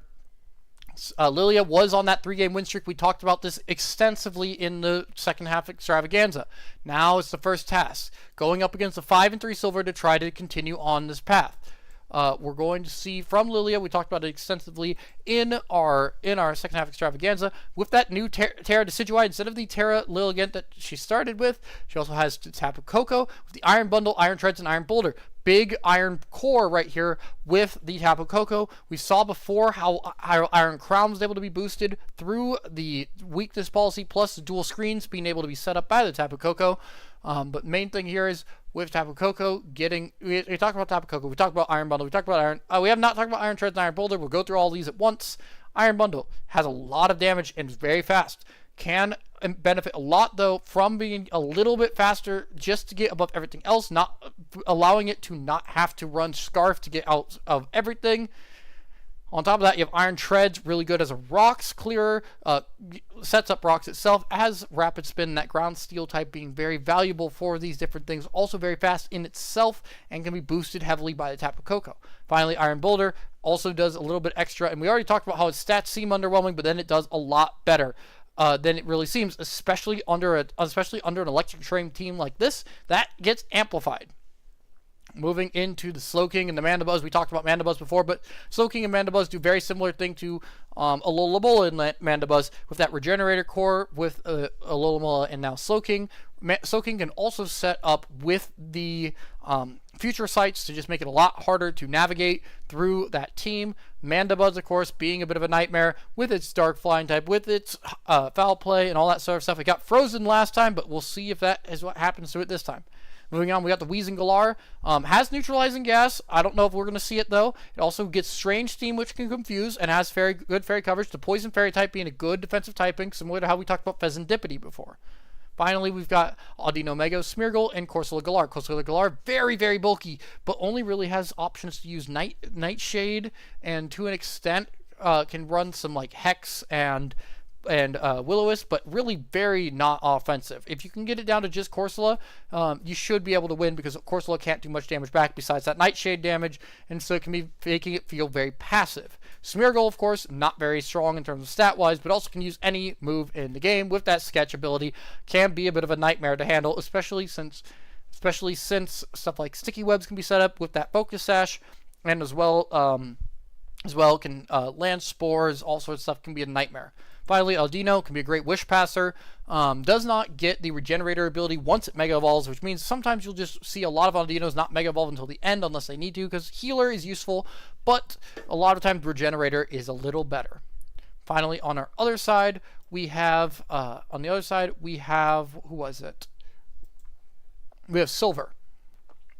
And Silver here, not Silver that is in the chat, but the other Silver, we're seeing that Terra Slowbro Galar. We talked about Slowbro Galar in a non-Terra fashion, but this is where we saw a lot more usage out of it, which was, of course, with the signature from Silver. We saw the Quick Draw, Click Claw. We'll see if that comes again. But, again, it has a lot of defensive capability. Poison Psychic is a great defensive typing. It's a slow kid.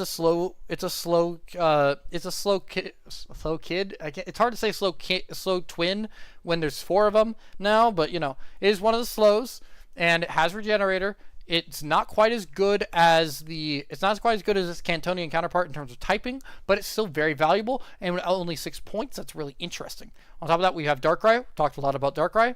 Really nice. Also, we have the Darmanitan Galar. Interesting that it's only at 14 points. Darmanitan Galar is the choice sweeper of choice sweepers. Because of that Gorilla Tactics, it always has a choice band on. It can throw a second choice band on to make it even more powerful, or it can throw a choice scarf on to immediately get +1 in both attack and speed. Just be an incredibly strong choice attacker right off the gate.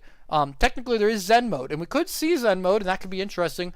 But it's almost never run, just because Zen mode is such a hard mode to engage in, especially with an attacking and more frail Pokemon like Darmanitan, especially this Galarian Darmanitan, which is an Ice type, which makes it even more frail. Next, we have Latios, though, and Latios, we talked about it a little bit with Latios. Latios is a little more bulky of a counterpart, but has a lot of the same things that Latios can do. With that Luster Purge, with that Soul Dew boost, but as well having the ability to Draco Meteor, to Aura Sphere, and then also to hit on the physical side, I believe, though I don't know if it gets the same capabilities because of the I don't know if it gets Dragon Dance, honestly. Latios doesn't usually use it nearly as much as Latios does. Anyway, moving on to Jirachi. We talked about Jirachi. Nightmare. It has the Iron Head that can flinch with Serene Grace all the time. On top of that, it has Wish Passing. It's really hard, and we'll probably see in this battle here, because the Jirachi is coming, one of the biggest things for Lilia to figure out is how do they get rid of the Jirachi? That's going to be a real big question. Moving on now to Swampert, Mega Archaludon, Pelipper. We'll talk about them all at once. That's a Raincore. You may not have noticed the Raincore because a lot of the top tier Pokemon aren't in the Raincore, but this is a 3 Pokemon Raincore. Pelipper is, I believe, in this matchup.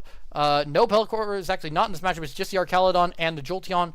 But if Pelipper, Swampert, and Archaludon come, If Pelipper comes, Archaludon can quickly start spamming Electro Shot to get a ton of damage out, along with getting stat boosts from both the offensive side, and if it gets hit back, that stamina defensive boost. Archaludon, even without the rain, with that Power Herb, can still be very threatening with Electro Shot. And on top of that, a Steel Dragon typing is very powerful with its stamina ability, making it very much of a bulky wall for physical attackers especially.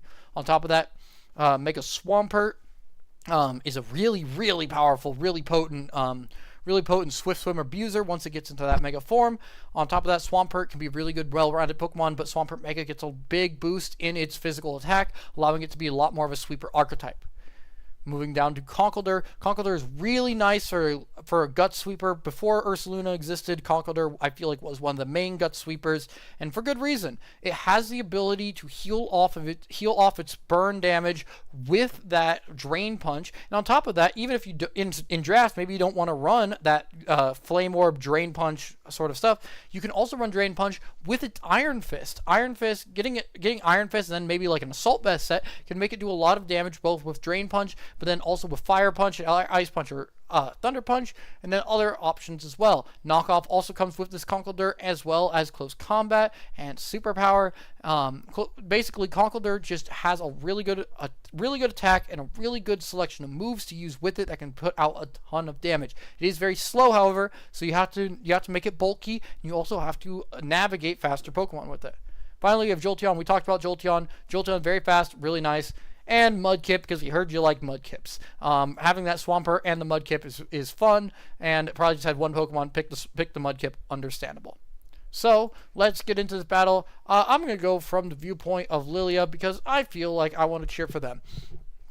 Now, here we go. We see the Iron Treads. We see the Iron Bundle with the Tapu Koko here for Lilia, along with the Decidueye, along with the Weezing Galar, and finally the Slowking. Probably our defensive core is going to be between these two here, the Weezing and the Slowking. But big offensive moments could be coming from the Iron Treads and Iron Bundle, with Decidueye filling in as well. On the other hand, we have Darmanitan, Galar, and Darkrai, which could be when pivoted in correctly, doing a lot of damage into this core. We also have the Jirachi, the Archaludon, the Jolteon, and the Slowbro Galar. So let's get right into it. Here we go. Alright. Here we go. Tapu Koko comes in. It's going to be a Terra Grass immediately, but it's going to be a U-turn into that Terra Grass Slowbro, doing about a third of its health. Immediately, Ice Beam's going to come in. Critical hit. Gets big damage back into that Weezing Galar. It's going to miss the Will-O-Wisp. And now the Psychic's going to come out, finishing off the Weezing Galar, and that's a big deal. Now Iron Bundle's going to come in, gets that Quark Drive speed boost. It is the fastest thing on the field, most likely, for the rest of this electric terrain. It's going to fire up an Ice Beam, only doing about 20%. It's going to be forced out into the Iron Treads against the Jirachi. Iron Treads also revealing the speed. Is going to be a manual rain set for the Jirachi, and now Jolteon can spam Thunders, and Archaludon can spam Electro Shots. It's going to be a Shadow Ball hitting in for about 50%, but the eject button's going to come out. Tapu Koko's going to come back in to set up the electric terrain against the Jolteon, though. That's a very dangerous move. Archaludon going to come back in now with the rain for a couple more turns. We're going to see if it can get off an Electro Shot to boost its special attack. It gets this defense boost from the stamina. Decidueye going to come in on the Earthquake. It's going to only do 10%. There goes... Nope, the rain's actually still up. It's Damp Rock. Damp Rock on the Jirachi. It's a full rain setter manually. There goes Decidueye. It's a 6-4 advantage. Iron Tread's coming in. It's going to still be outspeeding with Quark Drive, but the knockoff's only going to come in. It's going to boost stamina even more. It's going to knock off the Assault Vest. Here comes a Body Press that's going to do 75%, leave it on 16%. Now the rain still has a turn. Tapu Koko's going to come in to set up the electric terrain again. Body Press is going to do another 30%. Huge damage coming out from this Archaludon. Dazzling Beam's going to bring it down to 17%, but boost that stamina even further, lose some health. Earthquake's going to come in. There goes Tapu Koko and Liliasaura. Oh no. Sounds like it's not going to be a full-on comeback all the way back to the championship, because even though there goes Archaludon and it's a 3-5 game, the main core of this team has been knocked out. The Terra Blast is going to land into the into the Slowking, bringing it down to 45%. Terra Blast, it's just going to come out a protection cost to get you back to 50%. Does not matter though, because that Terra Blast is going to continue to come out, do super effective damage now into the Iron Bundle, and it's just not health. Here comes the Darmanitan on a Hydro Pump that misses. Oh, the Hydro Pump could have gotten back into it. The Hydro Pump's still going to hit. The Darmanitan is double choice. It's not going to be the Scarf, so it's not going to outspeed Bundle, and Bundle actually gets the kill. Terra Blast is going to land into the Slowking, so now it's 3-4. Thunder Wave going to come out into the Slowbro. It's a Paralyze, it cannot move. technically there's a way to start crawling back into us here. The protection come out. Another para cannot move again. But it's still one-shottable. The Scald's going to come in. Does it get the burn? No, it can't because it's paralyzed. Of course. There's the Terra Blast. There goes Slowking. 2 to 4. Here comes the Iron Bundle. It's going to be swapped into Jirachi. Can Iron Bundle get through Jirachi? It's going to be a flip turn going into the Iron Treads. Iron Treads only on 16%. Can it take it down? Knockoff's going to be enough. It knocks off the Damp Rock. There goes Jirachi. And down to 6% on the Life Orb chip. Here we go. Dark Pulse is going to come out. That's going to be enough. It's going to be Iron Bundle against the world. Is this a Scarf Darkrai? If it is, it's over. It is, and it is over. Damn. So Lilia ends up not being able to make it. Gets knocked out in the first round. Just making it there was an accomplishment, given that they started 0-5, but unfortunately not able to make a run in the playoffs as they get knocked out first round by Silver. Now, next on, we're going to move into Banny versus Golden Mazda. Banny 2005, of course, being the only player to go undefeated in the leagues this year. Only one to go undefeated. So this is a big moment if Golden Mazda can. This is a big threat, seeing as Banny went undefeated. Now going in, we already went through Golden Mazda's team, so now let's go through Banny's team. This is the team to beat. Articuno Galar with that Psychic Flying type, with the Terra ability, with the Freezing Glare that is a chance to freeze, even though it is a Psychic attack. But Articuno Galar is just overall a very solid Terra captain. Not one of, I would say, the most flashy ones, but does get the job done really well. It is a legendary, it gets legendary stats. On top of that, interestingly, this is the other thing about Banny's team that's really interesting. The highest point Pokemon is 13 points in Altaria Mega, Ferrothorn, Volcarona, and Mienshao. This is a team built around the middle, fleshing out the middle, not needing those upper tier star threats. It's built around these lower tier mons, but that you can get a bunch of. So now you can run full teams that don't go below 10 points. You got the Altaria Mega, which we talked about before, with that ability to Dragon Dance and get that bulky, but still very offensive threatening with Pixelate, with that Dragon Fairy typing. On top of that, you got Ferrothorn, one of OU's all-time stall Pokemon, with that Steel and that Grass, with the ability to Leech Seed, with the ability to set up hazards, with the ability to deal with a lot of physical attackers with those Iron Barbs plus Rocky Helmet. Ferrothorn is an all-around really big, bulky threat. Big thing about it is its Fire-type weakness, but that can be dealt with some of the other Pokemon down the line. Volcarona, also another really dangerous setup mon. Quiver Dance on Volcarona is broken. I don't know why they ever gave it to him, but that's why Volcarona is super good. On top of that, Fiery Dance can also boost your special attack. Giga Drain can also be really good to extend your longevity while you're setting up those Quiver Dances. And Bug Buzz is finally a really good attack into it as well. Volcarona is just a very threatening mon, one of the scariest setup sweepers in the game, in my opinion. In fact, it's only 13, is a huge pickup for Banny, and is a threat that everyone who goes up against him has to be worried about. Moving on, you got Mienshao. Mienshao is actually one of my favorite Pokemon to run and draft. It is so nice. You can click buttons with it. Regenerator on it is super cool. It gets big damage. It gets fake outs out. It gets U-turns off like nobody's business. It gets knockoffs. Like, Mienshao is so nice for just getting a ton of damage on and healing itself up in the process. I personally love running Assault Vest with it to just make it more bulky than you expect. Another great one, though, is with the Life Orb, because Life Orb may do chip damage, but the Regenerator will heal it off, especially when you're U-turning out a whole lot. Really nice. Love Mienshao. Mienshao is a great Pokemon, and we'll see it probably use the great effects of Banny. Next, we have Pecharunt and Crocodile. Pecharunt, incredibly bulky on the physical side. This team is in hell for a physical attacker. Pecharunt, of course, also gets really good poisoning. And with that Poison Ghost type, it can accentuate how good it is bulkily on the physical side. It gets those poison attacks, gets Malignant Chain. Not Malignant Chain. Is it yeah, no, it is Malignant Chain. And if anything that it poisons, it also confuses, which is huge because that can fully disable a Pokemon when normally poison is more of just preventing it, forcing it to eventually switch out. This forces more immediate action with Pecharunt. Next, we have Crocodile. Crocodile is one of the surprisingly interesting archetypes that we see amongst a lot of Pokemon, actually, which is that Intimidate Moxie combo Pokemon, where there's Intimidate and Moxie as the main two abilities. So a lot of times you got to see if Crocodile is going to be intimidating you. If it's intimidating you, you know it's not going to be a Moxie one. If it doesn't intimidate you, you have to start worrying because you have to play it differently, because if it can get off to the races with Moxie boosts, it can immediately start sweeping.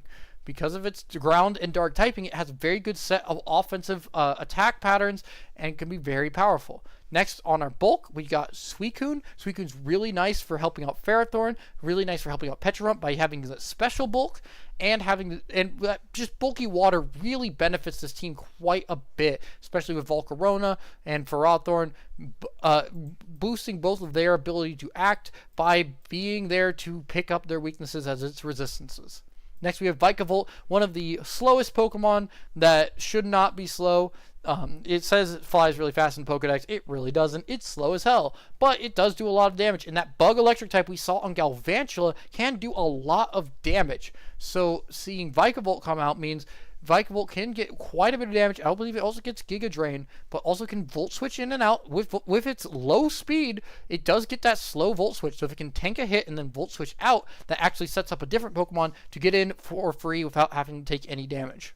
Finally, we have Vanillix and Arctozolt, which interestingly work together because Vanillix does set that snow and can set Aurora Veil. But importantly for snow, it helps with the Arctozolt, which does get Slush Rush. It does get Bolt Beak as well, and if it can't outspeed, though it is not that fast, if it can outspeed anything with that Slush Rush ability, then Bolt Beak does do double damage. Regardless, it is still an 85 no downsides electric move, which is really nice in general. But yeah, Arctozolt overall works with Vanillix, not much else, but Vanillix can just be showing up a lot because of the ability to use that Aurora Veil, plus the 100% accurate blizzards because of the snow that it sets up. Vanillix can be really useful as a team member here. So now let's get into this team. We do not see the Vanillix though. We see the Volcarona, we see the Meanshao, we see the Crocodile, we see the Ferrothorn, we see the Altaria, and we see the Articuno, of course. This is what I mean. Of these Pokemon, only one of the Pokemon here is under 10 points. That is the signature. Besides that, 4 13-pointers and a 12-pointer. This is how well-rounded this team can get. On the other hand, though, we have Golden Mazda rocking with that Mega Gallade, rocking with the Bisharp. This time we talked about the Bisharp, along with that Regenerator core between Alola and Slowking Galar. We're not seeing that Rotom Heat. We're seeing the Cinccino. We're seeing the Ribombee. So replace the Rotom Heat with that Bisharp. Let's get into it for the upset Golden Mazda is looking for. All right, here we go. It's going to be an immediate Fiery Dance out of the lead. Volcarona is not going to get the boost on the special attack as the Slowking comes in. It's going to slack off to heal off the damage, and now it's going to Flamethrower, big Flamethrower into the Ferrothorn. It's going to do about 84%. The rocks get up, but Ferrothorn cannot stay on the field much longer. Another Flamethrower is going to come out into the Articuno, doing about a quarter of its health, but now Articuno is going to start Calm Minding. Here we go. All right, now it's going to recover. Get it back in there. Yawn comes out, but from the Slowking, that's going to prevent it from setting up any further. It's going to switch out into the Crocodile. The Chilly Reception is going to come out on it, and here it goes into the Alola. Alola actually is a great matchup into this Crocodile. It's going to be forcing out into the Ferrothorn. Flip Turn's going to come in. It's going to do some damage back to the Alola, but it doesn't matter because it is a Regenerator Mon. Here comes Slowking. Slowking out. It's going to be forcing the Ferrothorn out into the Articuno. What comes out? It's going to still be that Flamethrower. It does not get the burn. Freezing Glare is going to come out immediately, do about a quarter, does not freeze. Chilly Reception is going to come right back out. Here comes Cinccino back out. Cinccino in a big damage. Here we go. It's going to go right back into Slowking, though, hoping to bait out the... It does actually bait out the Ferrothorn. And now Slowking's going to force another swap out, this time into the Volcarona. Does it Flamethrower? Yes, it does. It's not Flash Fire on the Volcarona. Now it's going to get the Quiver Dances up, though. Does a Yawn come out? Yawn does come out. So now it's going to either force an attack or a switch out. It is going to be a switch out into the Crocodile. It's going to Chilly Reception on that switch out.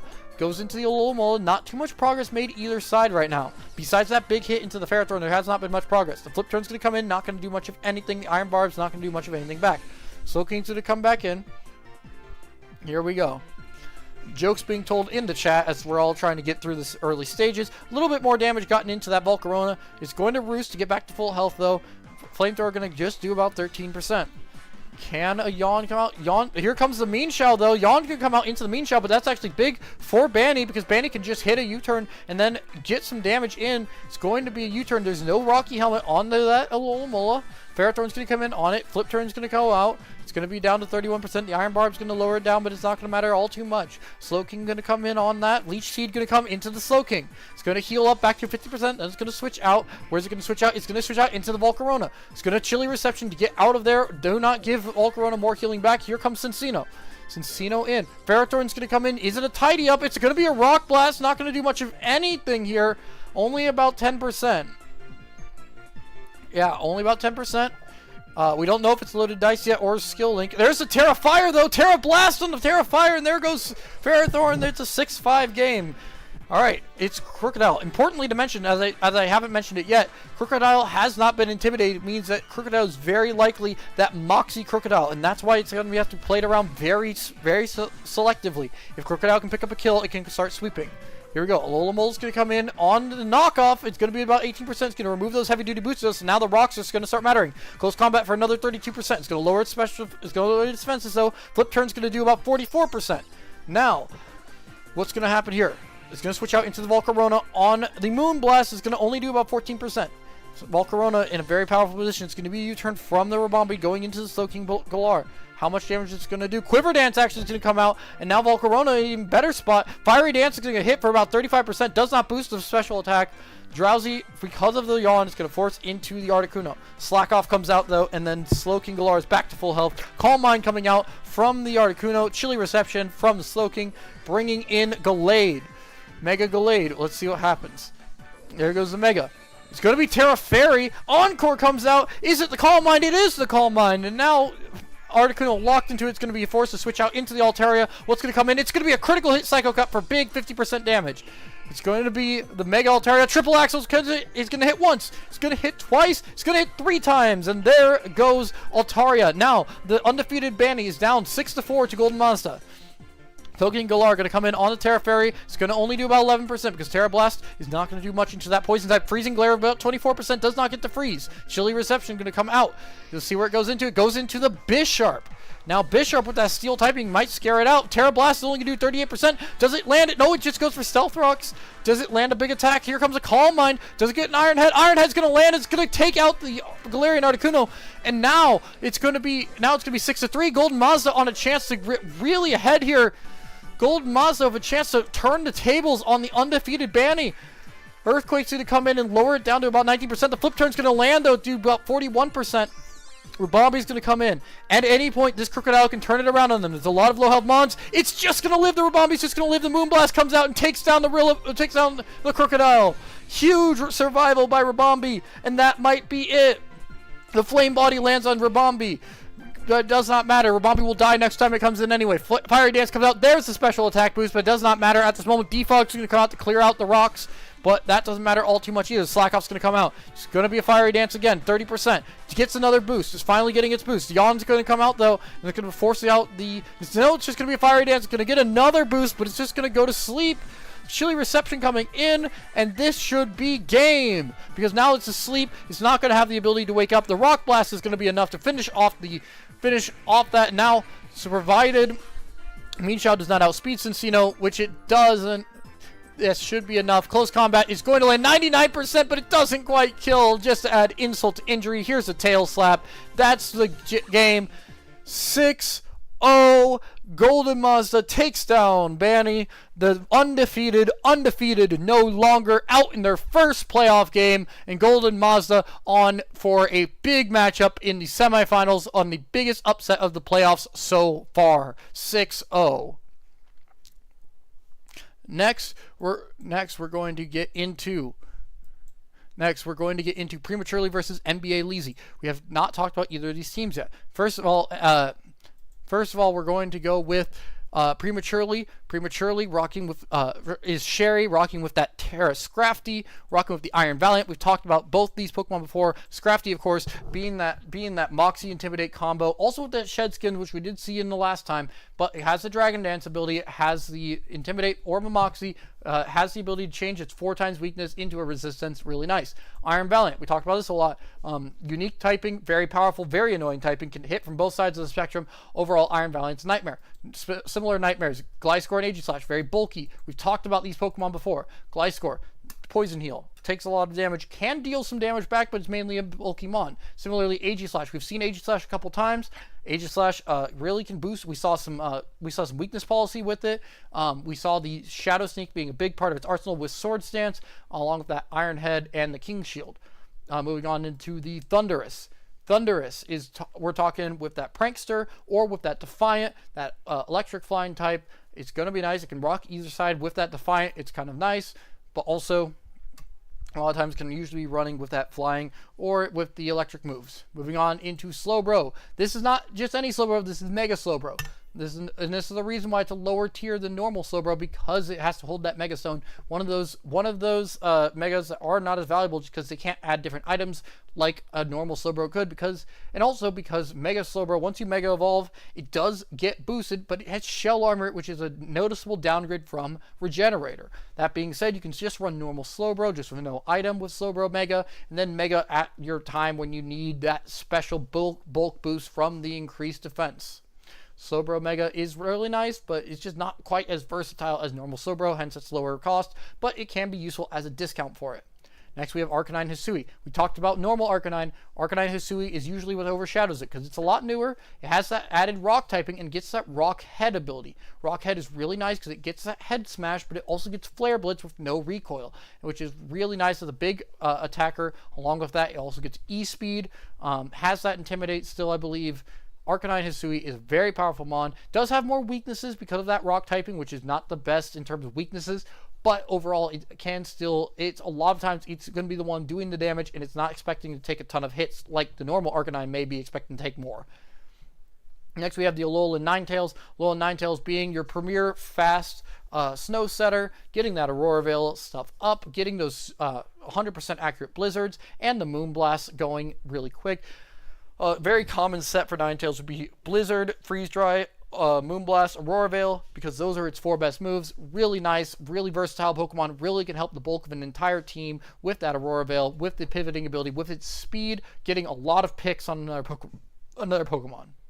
Next, we have another Alolan Pokemon in Serena.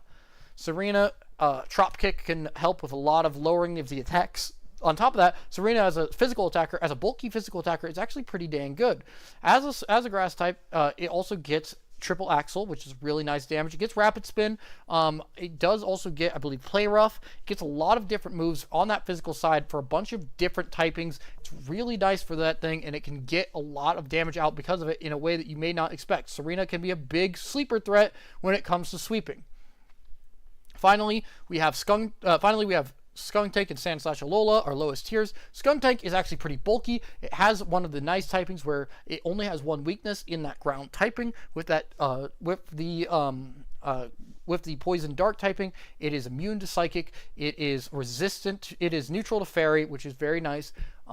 It removes Toxic Spike, so it is a grounded poison type. Overall, it does not do a ton of damage, but it does get Flamethrower, which can actually be a nice little surprise on it, as well as being able to do both physical and special side damage, and getting Aftermath as a nice way of just doing some damage as you go down later in matches. Finally, and also we got the Sandslash Alola.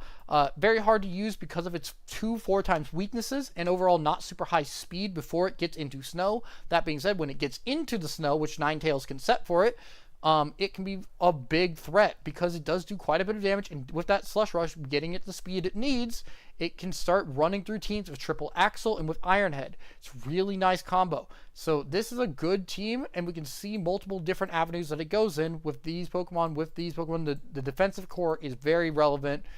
Now, on the other side, we have NBA Leezy rocking with, this is Terraditto.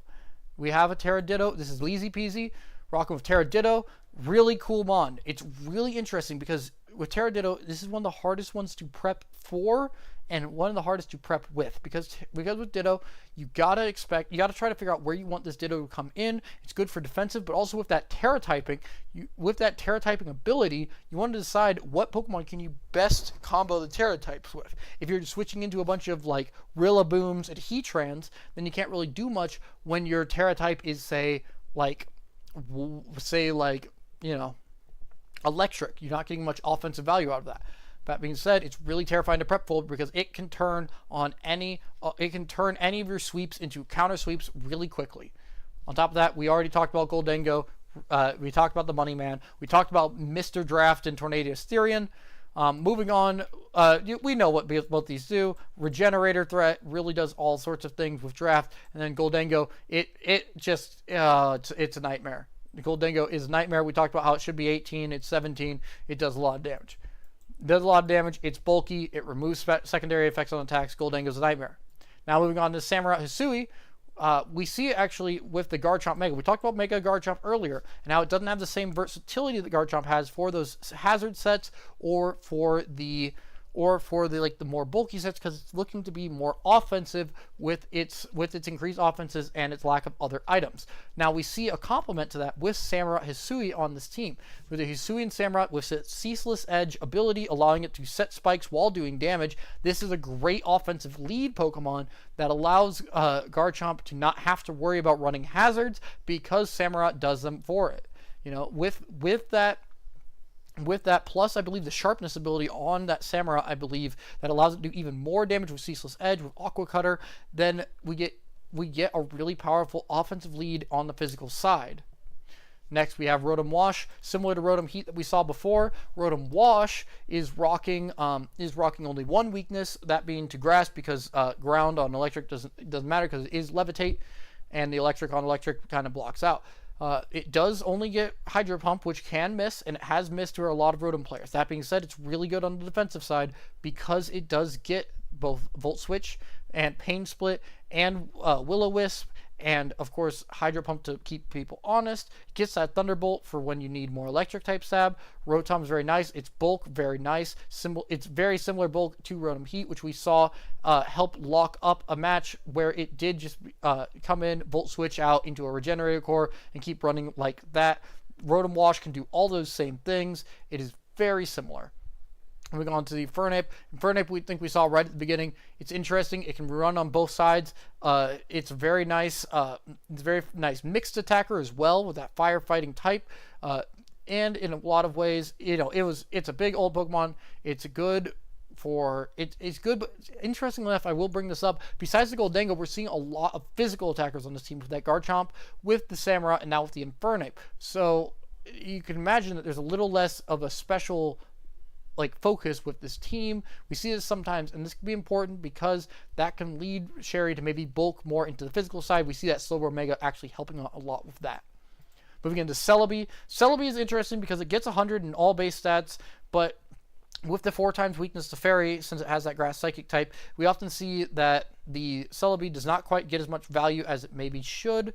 That being said, it does do quite a bit of damage. It can do quite a bit of damage with both sides of the attack, particularly with the special attack, usually with Energy Ball, and with Psychic, can do quite a bit there. Can Calm Mind, can Stored Power, gets a lot of options there, and just the well-roundedness of a mythical Pokemon having all base 100 stats allows it to be built in many different ways, which is really nice for draft. The big thing there is going to be avoiding bug type damage, because that will be deadly. Moving down to our bottom three, we have the Garbodor. Garbodor is really good hazard setter, sets those toxic spikes, sets those spikes. I don't think it has Stealth Rocks, but overall very good as a grounded poison type. Bulky, gets Pain Split to help live a little bit longer, to keep getting those spikes up, and can be as a nuisance to deal with. Can Poison to just make it even harder to deal with it. Overall, very nice, really lead Pokemon, and a more passive lead as opposed to more the aggressive lead with the Samurai Hisui. Following that, you have Magneton. Magneton's actually surprisingly good. It gets overshadowed a lot in normal competitive by, obviously, Magnezone, but Magneton being able to rock that more bulky set with the Eviolite, and also having Magnet Pull to trap opposing Steel types in and then deal with them is really nice. It's also very nice if you can get Magneton as your Terra Captain, because it can then deal with Steel types with Magnet Pull and then Terra Fire, but it can't do it in this situation because it doesn't have that. All being said, though, it can deal with a lot of Steel Flying types, not that we're seeing any in this matchup specifically. Finally, we have Dashbun. Dashbun's fun. It doesn't do as much damage as you were kind of hoping, but it is nice because it is that pure Fairy type. It has the fire immunity, and also fire immunity that also boosts its defense with Well-Baked Body. It gets that good. With that, it can also use Iron Defense, and with Iron Defense, it can run a bit of a Body Press core. With that, you can also run Play Rough to just get some good stab damage. Gets Will-O-Wisp. Overall, Dashbun is defensive, and you can immediately turn on a possible Body Press sweep late if you can get enough defense boosts.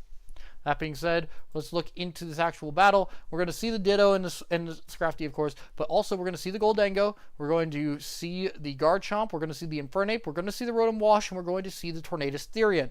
That's a big heavy hitters from NBA Leezy. That is, of course, the Mega Garchomp there. We're not, however, seeing a lot of hazards coming out of her because we don't see the Gardevoir. We don't see the Samurott Hisui. So not many hazards coming out from NBA Leezy.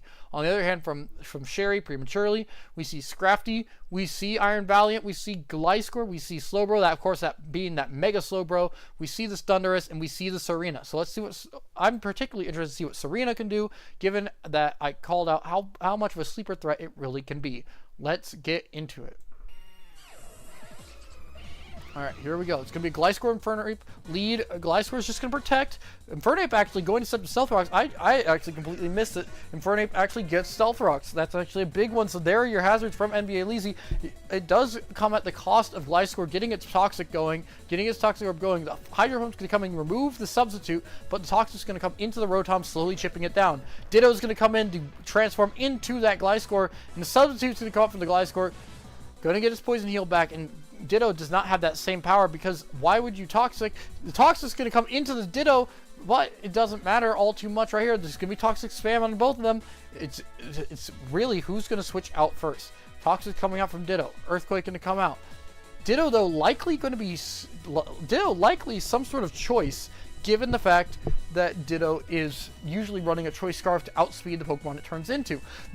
The Balloon's going to block the Earthquake, so now Gliscor is going to have to eventually switch out. Here comes the Serena. Shadow Ball going to land in. It's only going to do about 28% because of Serena's surprising bulk. It's going to lose its special defense, though, showing that it's leftovers. All right, here we go. U-turn out of the Serena. Another one of its various moves that gets really well. Gliscor going to come in and take a little bit of damage, but it's going to heal it all back with Poison Heal. Now we're back to the starting matchup. It's going to go back into the Goldango with that Balloon. Gliscor going to protect, but does not really do anything.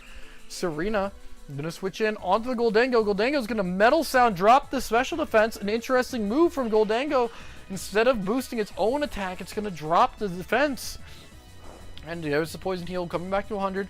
Just continuing the posture between the two. Goldango's going to come out. Earthquake's going to just be immunity blocked by Goldango. Going into Serena now. It's going to go drop down to 48. And there's the Make It Rain. It's going to do big damage, but Serena survives on 6%. Is Serena going to be able to come back and turn into something? Serena's going to Synthesis, get back up to 68% on the switch. Good plays, good plays. Now it's going to be back to posturing.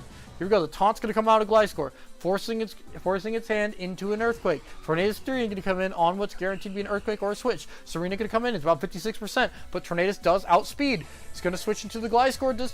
Here's a big damage coming out. It's going to be... Oh, it's just going to be U-turns. Tornadus switches back out. And this game has the potential to go for a very long time because it's just going to be a lot of posturing in this early game.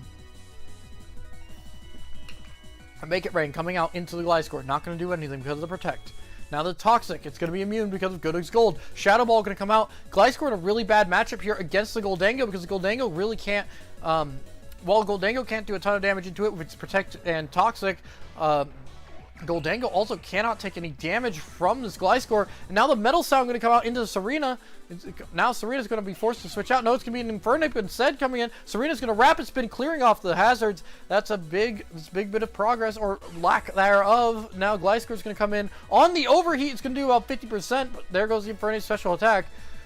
Gliscor now. It's going to be taunted by the Infernape. Did it use Earthquake? Yes, it did use Earthquake. There goes Infernape. Progress has been started. There goes Infernape, and the hazards are gone. The Infernape being that hazard setter means the hazards are gone. The Bleak Wind Storm is going to be not going to drop speed. Thunderous can take about a third. Thunderbolt's going to come into the Garchomp, but it's not going to do much of anything. Here we go. Slowbro coming in. Here comes the Swords Dance out of the Garchomp. Is it going to Mega? No, it's just going to switch into the Rotom Wash. Here comes the Mega Slowbro. The Regenerator is gone from Slowbro. Rotom, of course, already has a Toxic, so the Toxic Mist does not matter. The Nasty Plot actually going to be set up from the Rotom, but Serena in a good matchup against it. Here we go. It's going to go into the Tornadus Therian. Synthesis comes up from Serena on the switch. Tornadus going to instead fire off a U-turn. It's going to get Thundurus down to about 58%. Garchomp's going to come in against it. Going to force Thundurus out into the Slowbro. Now it's going to be a Mega into... And there's a Draco Meteor. It's going to hit for 62%. Gonna drop that special attack, but big damage into that Slowbro who can no longer regenerate. It's just gonna use Slack Off, but it's now forced to actively heal itself. It cannot passively heal itself. Tornado's gonna come in on the Serena. Good matchup for NBA Leezy. The Break Windstorm's gonna land for about 69%. The speed is gonna be dropped, but the U-turn's only gonna do 12% in return. Big damage into that Serena. Now Gliscor is gonna come out into the Tornadus. Tornadus going to go into the Goldengo, who has a much better matchup against Gliscor. Gliscor's going to use Protect. We've seen all 4 of Gliscor's moves. Protect, Substitute, Toxic, and Earthquake. Goldengo can just sit on this forever, because Gliscor literally cannot do anything into it. Goldengo just needs to hope not to lose all of its moves into it, specifically to make it rain. So the Shadow Ball's going to come in, though. It's going to leave Serena on 1 HP. Can Goldengo outspeed? It's going to be the Make It Rain. Just a little bit of overkill to make sure Serena goes down. Now Thunderous is going to come in on the Goldengo. It's going to be switched into the Ditto, who's going to go Imposter and find out the moveset of the Thunderous. Dark Pulse is going to come out, do about 37%. Now here we go. Thunderbolt's going to come in, do 58%. Thunderous goes down to the Ditto, and the Imposter Ditto gets the kill. Now going into the Goldengo against the Gliscor. Here we go. Protect's going to come out, do nothing. Protect coming out from the Gliscor. And it's going to be a Metal Sound. It's going to be protected against. Goldengo going to try to use a Metal Sound again. Yes, it will. And it's going to be missed because of the Substitute coming out. Here we go. Toxic going to come out. It's immune, though. Good as gold. Metal Sound coming out, though. That's going to get right through that Substitute. And there we go. It's going to be 0.5 special defense for the Gliscor. And now Goldengo can just fire off these Shadow Balls. Here we go. Shadow Ball comes out again. That's going to fade the Substitute. It's going to be forcing Gliscor to just spam Substitutes. Here's now a Metal Sound actually going to come out. It's going to be 0.33 special defense. But that Substitute, unfortunately, can still keep sitting there. Metal Sound's going to be into the Protect, and Gliscor back to full health. Toxic's going to come out. Does not do anything. Here comes another Metal Sound. It's going to lower him down to -6 special defense. It's a big thing of, can Goldengo get 2 hits off back to back? That's the big question. Shadow Ball's going to come in and fade the Substitute. But another Substitute's going to come in. There's the Substitute. Here comes another. Nope, it's another Metal Sound. I don't know why Goldengo's spamming Metal Sound. You got to use that. You got to break that Substitute. Otherwise, he's just going to heal off the damage. Got to break the Substitute every turn. That's what you got to do. Scrafty instead is going to come in. Here comes the Metal Sound, though. 0.5 special defense for Scrafty. Tornado's going to come in on that half special defense. Scrafty is going to go back into Gliscor. Gliscor is going to continue to stall this matchup. However, important to mention, Gliscor only has 1 Protect left. Only 1 Protect left for this Gliscor. Goldengo can just come in and continue to run this out. Because now there's going to be no more Protects. There's a Substitute. Shadow Ball's going to come in. It's just going to fade the Substitute. Poison Heal's going to back to 88%. But guess what? Goldengo wins this matchup. Metal Sound's going to come in just to make it a little different. Just to save on some of that Shadow Ball PP. Protect comes out. That's the last Protect. Shadow Ball goes into it. Alright, Gliscor on 0.5 special defense. Here we go. Earthquakes can come out. That's not going to do anything because it is a balloon. Shadow Ball going to come in, remove the Substitute. Poison Heal coming out. Here we go. Tornado Styrian coming in on the Substitute. I don't know why you're switching out at this point. It is better just to get... It's better to just get Goldengo in there. I don't know why you keep switching out like that. Just trying to, I guess, draw out as much of these moves as possible from the Gliscor. Looks to be the case. Earthquakes can come out, not do anything. Because Gliscor's already, because Rotom Wash is already toxic, then there's nothing that Gliscor can do. It's going to be using Earthquakes just to not use its more important moves later. There goes the super effective Hydro Pump. Gliscor has to be worried about this because it can one-shot at this point. The Substitute's going to come out. A Pain Split's going to fail. Toxic is going to start doing more and more damage to that Rotom, so you might want to switch it out. There goes the Goldengo back in. Here we go. Just PP stalling here from NBA Leezy to get rid of this Gliscor, and that's the problem with Gliscor, that it's so bulky that this is what happens sometimes. Sometimes you just want to get rid of it via PP stall because if they can't do anything to you, you don't want to deal with it. And just try to save on those Shadow Ball PPs. It's down to 10. Here we go. Ditto's going to come in on that Gliscor. Nothing it can do. Interestingly, with this, since there is Toxic, Ditto now gets the Poison Heal, so Ditto can continue to heal up. This is big. Ditto can get back to full on this, using the time where more moves have to come out from the Gliscor. There's going to be 4 Substitutes left, 6 Toxics left, 7 Earthquakes left. Goldengo back in. So eventually Gliscor is finally swapped out. The super effective Shadow Ball is going to hit for 86%. Scald's going to come back in, pop the balloon. Now Goldengo cannot combat the Gliscor in the same way. Slowbro is going to go down, but that's big for prematurely because Gliscor can come back in. They did not effectively PP stall it. That being said, Rotom Wash can do the same thing. Here we go. His Rotom Wash can't do the full same thing because toxic damage is going to rack up. Earthquake's going to come out. You want to save those Earthquakes for Goldango, though. The Pain Split's not going to do anything. Poison Heal back to 100%. You just try to save those Hydro Pumps. Toxic's going to come out. Already poisoned. Hydro Pump's going to come in. It's going to remove the Substitute. Only 3 of those left. Whew. Toxic at 5. Earthquake at 6. Substitute at 3. Ditto's going to come in. Substitute comes in. That's going to be 2 Substitutes left. What's Ditto going to do? Toxic. Alright, it's going to go into Toxic. Toxic back. Alright, what are we going to have left? It's 2 Substitutes. 2 Substitutes left. 4 Toxics left. 6 Earthquakes left. Toxic's going to come out. So, alright, down to 11 moves. Toxic coming out. 10 moves. Rotom Wash coming in. 9 moves. 1 last Toxic. There's the last Toxic. 8 moves. 2 Substitutes, 6 Earthquakes. So Rotom Wash can use the Hydro Pump. Alright, now the Earthquakes. Substitutes are actually going to come out. 1 Substitute left. Pain Split's not going to do anything. Here we go. Finally, there will be progress. Earthquake's going to come out. Not going to do anything. Hydro Pump's going to come in. 1 Substitute left. Gliscor is about to use its last Substitute. However, Rotom has lost a lot of health in this exchange. Ditto's going to now come in with the 5 moves left from the Gliscor. Now, with only 5 Earthquakes remaining. Here we go. Ditto's going to use Toxic. Earthquake coming up from the Gliscor. Not going to do anything. Here we go. Toxic from the Ditto. Not going to do anything. Earthquake from the Gliscor. Not going to do anything. Here we go. 3 more moves. 2 more moves. Alright. 1 more move. Tornado Styrian comes in on the final Earthquake. Gliscor must struggle. Dark Pulse is going to do damage, but not finish off the thing. Here's the struggle from the Gliscor. 15%. It's going to do about 25%. It's going to get healed back from the Poison Heal, though. U-Turn's going to come out. It's going to fade the Substitute. Goes into the Goldango, who's going to take some struggle damage. 10%. And on the recoil, it's going to be doing 25. Poison Heal's going to heal back up. Alright, struggle hits again for 11%. It's going to drop down to 51. Recover comes out from the Goldango, revealing its final move. There you go. Goldango will outlast it. Struggle will hit again. It's going to drop it down to 38%. Shadow Ball is finally going to come out. It's going to drop it down to 2%. 1 more struggle will kill the Gliscor.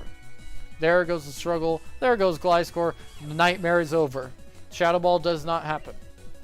Now, finally, Scrafty, Electric type. Make It Rain comes in. It's only going to do 27% on that Terra Electric.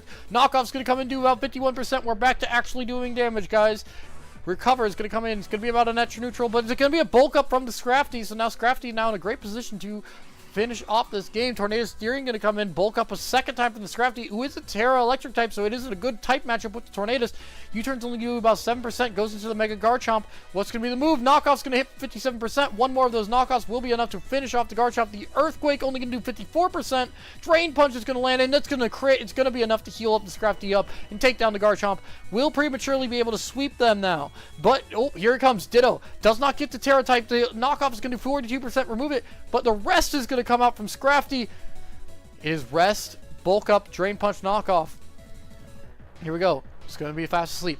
Shed Skin, though. It's our second Shed Skin Scrafty. It's not Intimidate. It's not Moxie. It's Shed Skin. And there's the Make It Rain. It's only going to do about 30%. The Knockoff's going to finish off Goldango. And now it's a real big chance. The Scrafty is going to sweep. The Hydro Pump's going to miss. Big miss. Insult to injury. Drain Punch is going to take it down. And now the Gliscor spam makes sense. All the stuff's coming back in it. Tornadus Styrian is going to get a Focus Blast off. Only do about 36%. The Knockoff is going to finish off Tornadus in one shot. And on turn 112, Ditto comes in. Here we go. 5 turns left for Ditto. Terra Poison from Ditto. It's going to be a Drain Punch. It's going to be a Drain Punch. The rest comes out from Scrafty. And this is the game. Shed Skin immediately gets rid of it. This is a big game because even though Ditto can hit those Drain Punches for 30%, Scrafty can outlast him. And there's the critical hit knockoff. Goes through the defense boost. And it's a 2-0 win for Prematurely. Holy, that was a long one. And it was all because we had to get through every single one of Gliscor's moves in order for that to go. All of that just to get the perfect time for Scrafty to come in. All these resources being used to take down this Gliscor in that huge long moment. And it got enough for Scrafty to get back in, get those Terras, and get the sweep. That was a great move from Sherry to get that win. Finally, we have Rip Mary Bottles versus the Penguineer. It's already 10 p.m. and I want to get to bed, so we are going to go quick. This will be Too Many Bothans versus Penguineers. Let's see here. This is Wochien Espeon. Wochien Espeon. Here we go. First, we have Espeon, Scary Monsters Over Heaven, rocking with that Espeon. Really cool. Does not have a lot of different attacks, but oftentimes you see it with running the Terra Fairy with that psychic typing. It has that Psychic Shock. It has the Alluring Voice for some big damage. On top of that, it has the Magic Bounce ability to block hazards and bounce it back at the opponent, including stuff like Leech Seeds and Toxics. Really nice Magic Bounce ability. On top of that, you have the Ting Lu. The big thing about Ting Lu, very bulky. I cannot lie. Very bulky. Love Ting Lu. Very, very bulky. Very fun to use sometimes. However, it does not get any recovery move. It only gets its leftovers if it has leftovers. So the big thing about Ting Lu is how do you keep it alive? So yeah, we're gonna see a lot from that Ting Lu, and we're gonna see how can the opposing team wear down this Ting Lu. That's gonna be a big part of it. The faster Ting Lu dies, the bigger that defensive core starts to collapse. We also see the Annihilate, another really bulky threat, but also really offensive threat with that bulk up sweeping ability with the Rage Fist. Rage Fist is one of the most powerful moves there is, and it's incredibly valuable if you can. It's incredibly valuable to just get some weak hits onto that Annihilate so that you can boost up that power into the stratosphere of like 200, 250 plus. Next, you have the Rillaboom. We talked about Rillaboom a little bit. It's got that grass typing. It's got a good bulkiness. It's got that.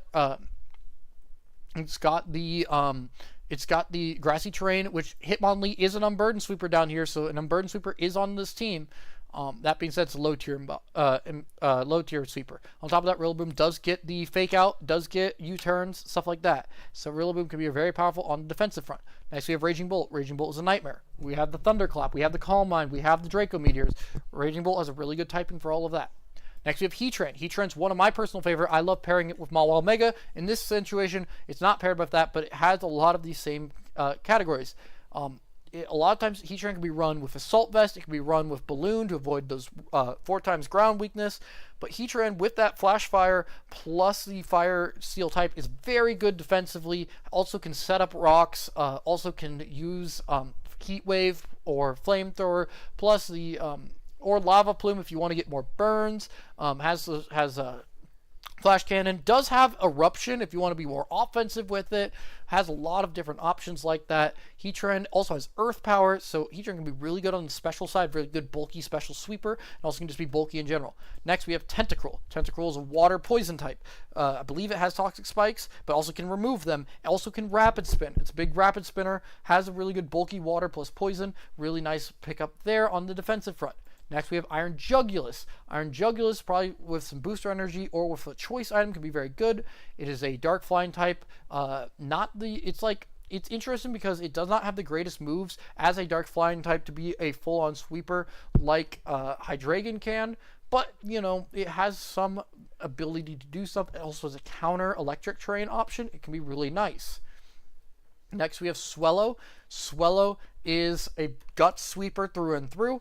That's its main part where it can be really good. Guts plus that Brave Bird plus that Double Edge can be doing a lot of damage, so it does a lot of recoil damage in return. Swellow can be really powerful, but doesn't sit on the field all too often, too long, because it just can't take a lot of hits. That being said, it really can be good as a late game cleaner. Comfy, priority Draining Kiss because of its triage ability. Triage gives priority to all healing moves. That includes draining moves like Draining Kiss. So Comfy can be a surprisingly annoying setup sweeper with that Calm Mind boosting its defenses, and then that priority Draining Kiss healing it back up. Very powerful, not much. I believe it also can Wish. It also Healing Wish to give another Pokemon a full boost. That can include Ting Lu. If Ting Lu goes down to red, you can see a Comfy Healing Wish get it back up to 100%, and then you have to start chipping it down all over again. Finally, we have Hitmonlee. Hitmonlee can do a bunch of damage. It's not all too fast, but it does have Unburden, and Rillaboom can trigger that Unburden with the grassy terrain.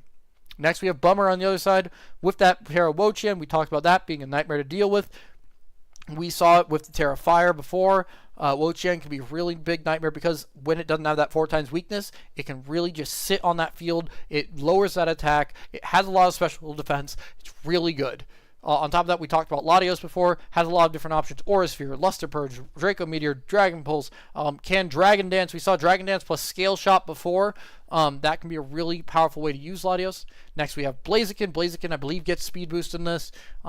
Obviously, speed boost making it really powerful because it can quickly get out of hand, especially with sword stance. When it finds that opportunity to sword stance, it can then suddenly run through a whole team if it gets the right opportunity with that close combat and flare blitz combo. Next, we have the Ogerpon Wellspring.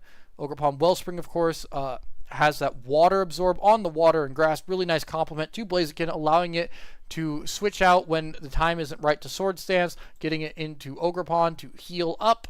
On top of that, the water grass type really makes it good at taking out opposing water types because of that immunity, and then having that grass attack with either Horn Leech or Wood Hammer, along with the Ivy Cudgel, 100 base power, physical water move with no downsides, really powerful. Next, we have Glamora. We talked about Glamora before. Obviously, very good hazards all over. However, it also has a good special attack with that power gem, with the Meteor Beam plus Power Herb, with the Sludge Bombs. It can be very good on that front too. In fact, you can even run good Assault Vest sets with all of those moves. Next, we have Togekiss. Togekiss is what everyone knows when they think about Air Slash Serene Grace spam. It has that Serene Grace. It's pretty damn fast, so it can continue to spam. That Fairy Flying type makes it incredibly bulky to a lot of different types because that Fairy type gives a lot of useful resistances and an immunity to Dragon. On top of the Air Slash, though, you can also go with Moonblast, which has a higher chance than normal to drop special attack because of the Serene Grace. You could even, if you really want to be cheeky, go for one of the Omni boosting moves because I believe it gets Ancient Power. With that, you can also, I believe, go for Wishes. Overall, just very good pivoting mon. If you take out the fast Pokemon on an opposing team, Togekiss can be making it really annoying with making it less than half chance for the Pokemon to move on the next turn. Next, we have Aggron Mega. Mega Aggron is the wall. You cannot outstall the wall unless you do it correctly. With that filter ability and dropping the rock typing, Aggron becomes incredibly bulky and has one of, if not the highest defense stat in the game. That being said, it does not have a super high HP stat and does not have a super high special defense. That's where you need to target it in order to get it. And also remember that you really just need to keep hitting it because it does not get toxic. It can get burned, but burn doesn't do a ton of damage. And on top of that, it has that filter ability, meaning that fire type attacks going into it are going to be a little weaker than they would normally without the ability. It does not do a ton of damage in return, but it can use Body Press to great effect with its super high defense stat and can set up iron defenses if it really wants to go fully into that. It can rest with Sleep Talk if you really want to do it like that to make it even more bulky with regenerating health bars. And it also has, of course, Iron Head and all that sort of jazz, and Earthquake and Rock Slide just to do some damage back. Next, we have Swampert. We talked about Mega Swampert having that Swift Swim Abuser. Normal Swampert, not so much. It gets damp, but that doesn't really matter, so you'll usually see it running Torrent, which can come in a niche situation. Besides that, though, it only has a Grass-type weakness, which is nice when you combine it with Glamora, Togekiss, Ogerpon, Blaziken. Really doesn't have a weakness, again. It does have a pretty good bulk factor, but it also does some pretty good damage with Earthquake, with Scald, getting those burns, getting that damage out there. Swampert can be a really good, well-rounded Pokemon. Next, we have Kilowattrel. We talked about Kilowattrel. Good, fast, can set up its own Tailwind to get wind power to charge itself up, as we saw. Also, that Tailwind can be important for its teammates, but overall can land hits in the rain if you set up the rain. There's not really much of an option to set up the rain on this team. But on top of that, good Thunderbolts, good Air Slashes, fast Pokemon. It can do, to a lesser extent, it can be that flinch monster like Togekiss is, though it doesn't have the Serene Grace to make it more than half chance. Then you got the Cofagrigus. Cofagrigus is a very slow Pokemon, but it can get a lot of Will-O-Wisp out. It can get rid of abilities, which is really nice for a lot of Pokemon, so especially Pokemon, say, like Espeon, or even Annihilate, or Raging Bolt, maybe, if you're a Booster Energy, or Heatran, removing that Flash Fire. That can be nice to get that Mummy ability everywhere. That's always a nice little bit. On top of that, Will-O-Wisps are incredibly handy for stopping some of the big physical attackers like Annihilate, like, not Swallow, but like Tinglu, just making Tinglu not a big threat on the offensive side to allow you to chip it down further. Cofagrigus can do that. It can Hex to get some extra damage in. It can also Pain Split. It does not have a high HP stat, but has really high defenses, so the Pain Split is incredibly valuable. Finally, with Illumise, we talked about it before. Prankstermon, it does get webs, if I believe. Yes, No, it does not get webs. Where was it where we talked about this? We talked about this. Let's see here. But yeah, no. Yeah. But Illumi's very much prankster, encore, stuff like that. So let's get into it. Final match of the stream. Here we go. Rip Mini Bothans versus the Penguineer. Go. It's going to be the lead of the Rillaboom versus the Ogerpon Wellspring. Before we get into this, U-turn, but it's going to be Wo-Chan, Ogerpon, Togekiss, Blaziken, Latios, Swampert versus Espeon, Comfey, Annihilate, Heatran, Rillaboom, and Tentacruel. Here we go. Togekiss could be in a very powerful situation, I will say. Knockoff's going to come in, removing its heavy-duty boots, but it's going to be in a very powerful position because there's not a lot of fast Pokemon on this Rip Mini Bothans team. Granted, it does not seem that fast in itself, but Air Slash is going to come out, do a little bit of damage. Heatran is probably that Assault Vest, since we don't see the balloon. It's probably going to be more of that Assault Vest set. Going into Annihilate. Annihilate's going to take the knockoff. It's going to remove its Assault Vest. There's the Assault Vest on the Annihilate, but it's going to get some damage for its Rage Fist. We know, though, that Annihilate now has all attacking moves, which is a pretty big deal. Annihilate's going to get a bunch of health back, though, from this grassy terrain. It's going to continue to get healed by Drain Punch and by grassy terrain, and now, importantly, Rage Fist is at 150 power. Luster Purge coming in, doing very little damage, but dropping the special defense. That's pretty damn important, seeing as Heatran is a special wall. It's going to go back into the Swampert. What happens? The Magma Storm comes out. It's going to do 10%, but it traps it, doing damage every turn. It's going to be 12%, removing some of that grassy terrain healing. Annihilate's now going to come in. The Flip Turn's going to hit it for 23%, further boosting up that Rage Fist. Now, what's going to happen? Go back into the Heatran against that Luster Purge. It's only going to hit for 18%. Does drop the special defense again. Ogerpon Wellspring now going to come in onto Rillaboom. Rillaboom's going to come in and to counter it. The U-turn can come back out, and it would kill the Rillaboom at this point. So he's going to go back into the Heatran. Latios can come out to face the Heatran. This time Heatran does not have that special defense drop. It's going to be a protect from Heatran to get a little more healing from that grassy terrain. Flip Turn comes out from Latios. It's not going to do any damage. Annihilate's going to come in on that Flip Turn. Flip Turn's going to do all about 12%. There's even more boosting for Annihilate's Rage Fist. Rage Fist could one-shot an Ogerpon or whatever comes in to face it. Comfey instead's going to come in on the Ogerpon's Play Rough, which is going to miss. Big miss from the Ogerpon. Now Comfey's in. Draining Kiss is going to be a priority and it's going to go first. Ivy Cudgel's going to hit second, though. It's going to do 76% huge damage in from the Ogerpon. Draining Kiss can hit for another 25. It's going to heal about 50%. Ivy Cudgel, though, does finish off the Comfey. Critical hit does not really matter. Now it's going to be Penguineer up 6-5. Espeon going to come in against the Ogerpon. Reflect coming up. U-turn's only going to do 44% because of that Reflect. Togekiss going to come in on the rocks. It's going to be about 58%. Espeon sets up a second screen. Air Slash only do a 17%. Espeon does outspeed the Togekiss, so flinching doesn't matter. Heatran's going to come in on the Defog. Gets rid of all the screens and the rocks. Defog big here. Blaziken's going to come in on the Stealth Rocks, getting set back up. Blaziken's going to close combat. It's going to be a Chople Berry actually on the Heatran. It's going to drop it down to 11% regardless, but Heatran does survive. The Earth Power coming out from the Earth Power on the Blaziken, who isn't Speed Boost. Maybe Speed Boost is banned on it after all. Heatran going to go on. Luster Purge is going to be blocked by Heatran. Luster Purge this time, though, going to be enough to finish off the Heatran. And now Espeon's going to come in on the Latios. It's going to be a possible Shadow Ball, so Latios is going to switch out into the Swampert. It's going to be a Light Screen instead, though. Rillaboom going to come in with the Light Screen support. Grassy terrain going up. Liquidation is going to hit for 17%. Going to drop the defense, though. That's a big drop of defense for the Rillaboom. Now, Togekiss going to come back in. What's Rillaboom got to counter? It's going to be a U-turn. It's going to be a drop down to 29% for that Togekiss. And now here comes Annihilate. Light Screen is up. Rage Fist going to come out. There goes the Togekiss. We know that Annihilate has no item. It was Assault Vest. Oh, here comes the Wo-Chan. What is going to be the Wo-Chan's Terra type? Annihilate's going to go. It's going to be a U-turn from the Annihilate. Critical hit 9%. Going in with the Tentacruel. Tentacruel gets Ruination. It's going to drop down to 50%, 57 now. Now 63 for Tentacruel because of the Grassy Terrain plus leftovers. Now Ogerpon Wellspring's going to come out on Tentacruel, expecting maybe a water attack. It's going to be a knockoff, though. It's not going to do much. Ogerpon's Mask, of course, not being able to get knocked off. Stomping Tantrum's going to hit for super effective 58%. Rapid Spin's going to come out. It's going to boost this Tentacruel speed. And now Tentacruel may be faster than the Ogerpon. Let's see. Ogerpon, no, is not faster. It's going to be an Ice Beam. Does it freeze? It does not freeze. And then the Stomping Tantrum's going to finish off Tentacruel. It is now a 4-3 lead for the Penguineer again. Espeon's going to come out against the Ogerpon, forcing it out. Nope, the ID comes back to be faster than the Espeon. There goes Espeon. It's going to be a 4-2 lead for the Penguineer. Rillaboom's going to come out, reset the Grassy Terrain, but it might be over. Grassy Glide's going to come out, and that's going to be enough to finish off the Ogerpon, but needlessly losing Espeon there is big rip. Now Latios is going to come in. This is a big threat. Latios needs to be down for Annihilate to thrive. Annihilate does not get a chance, though. There it is. 3-0 win for the Penguineer. Latios finishes it up. And moving on will be the Penguineer Wochien. I believe that is Bummer.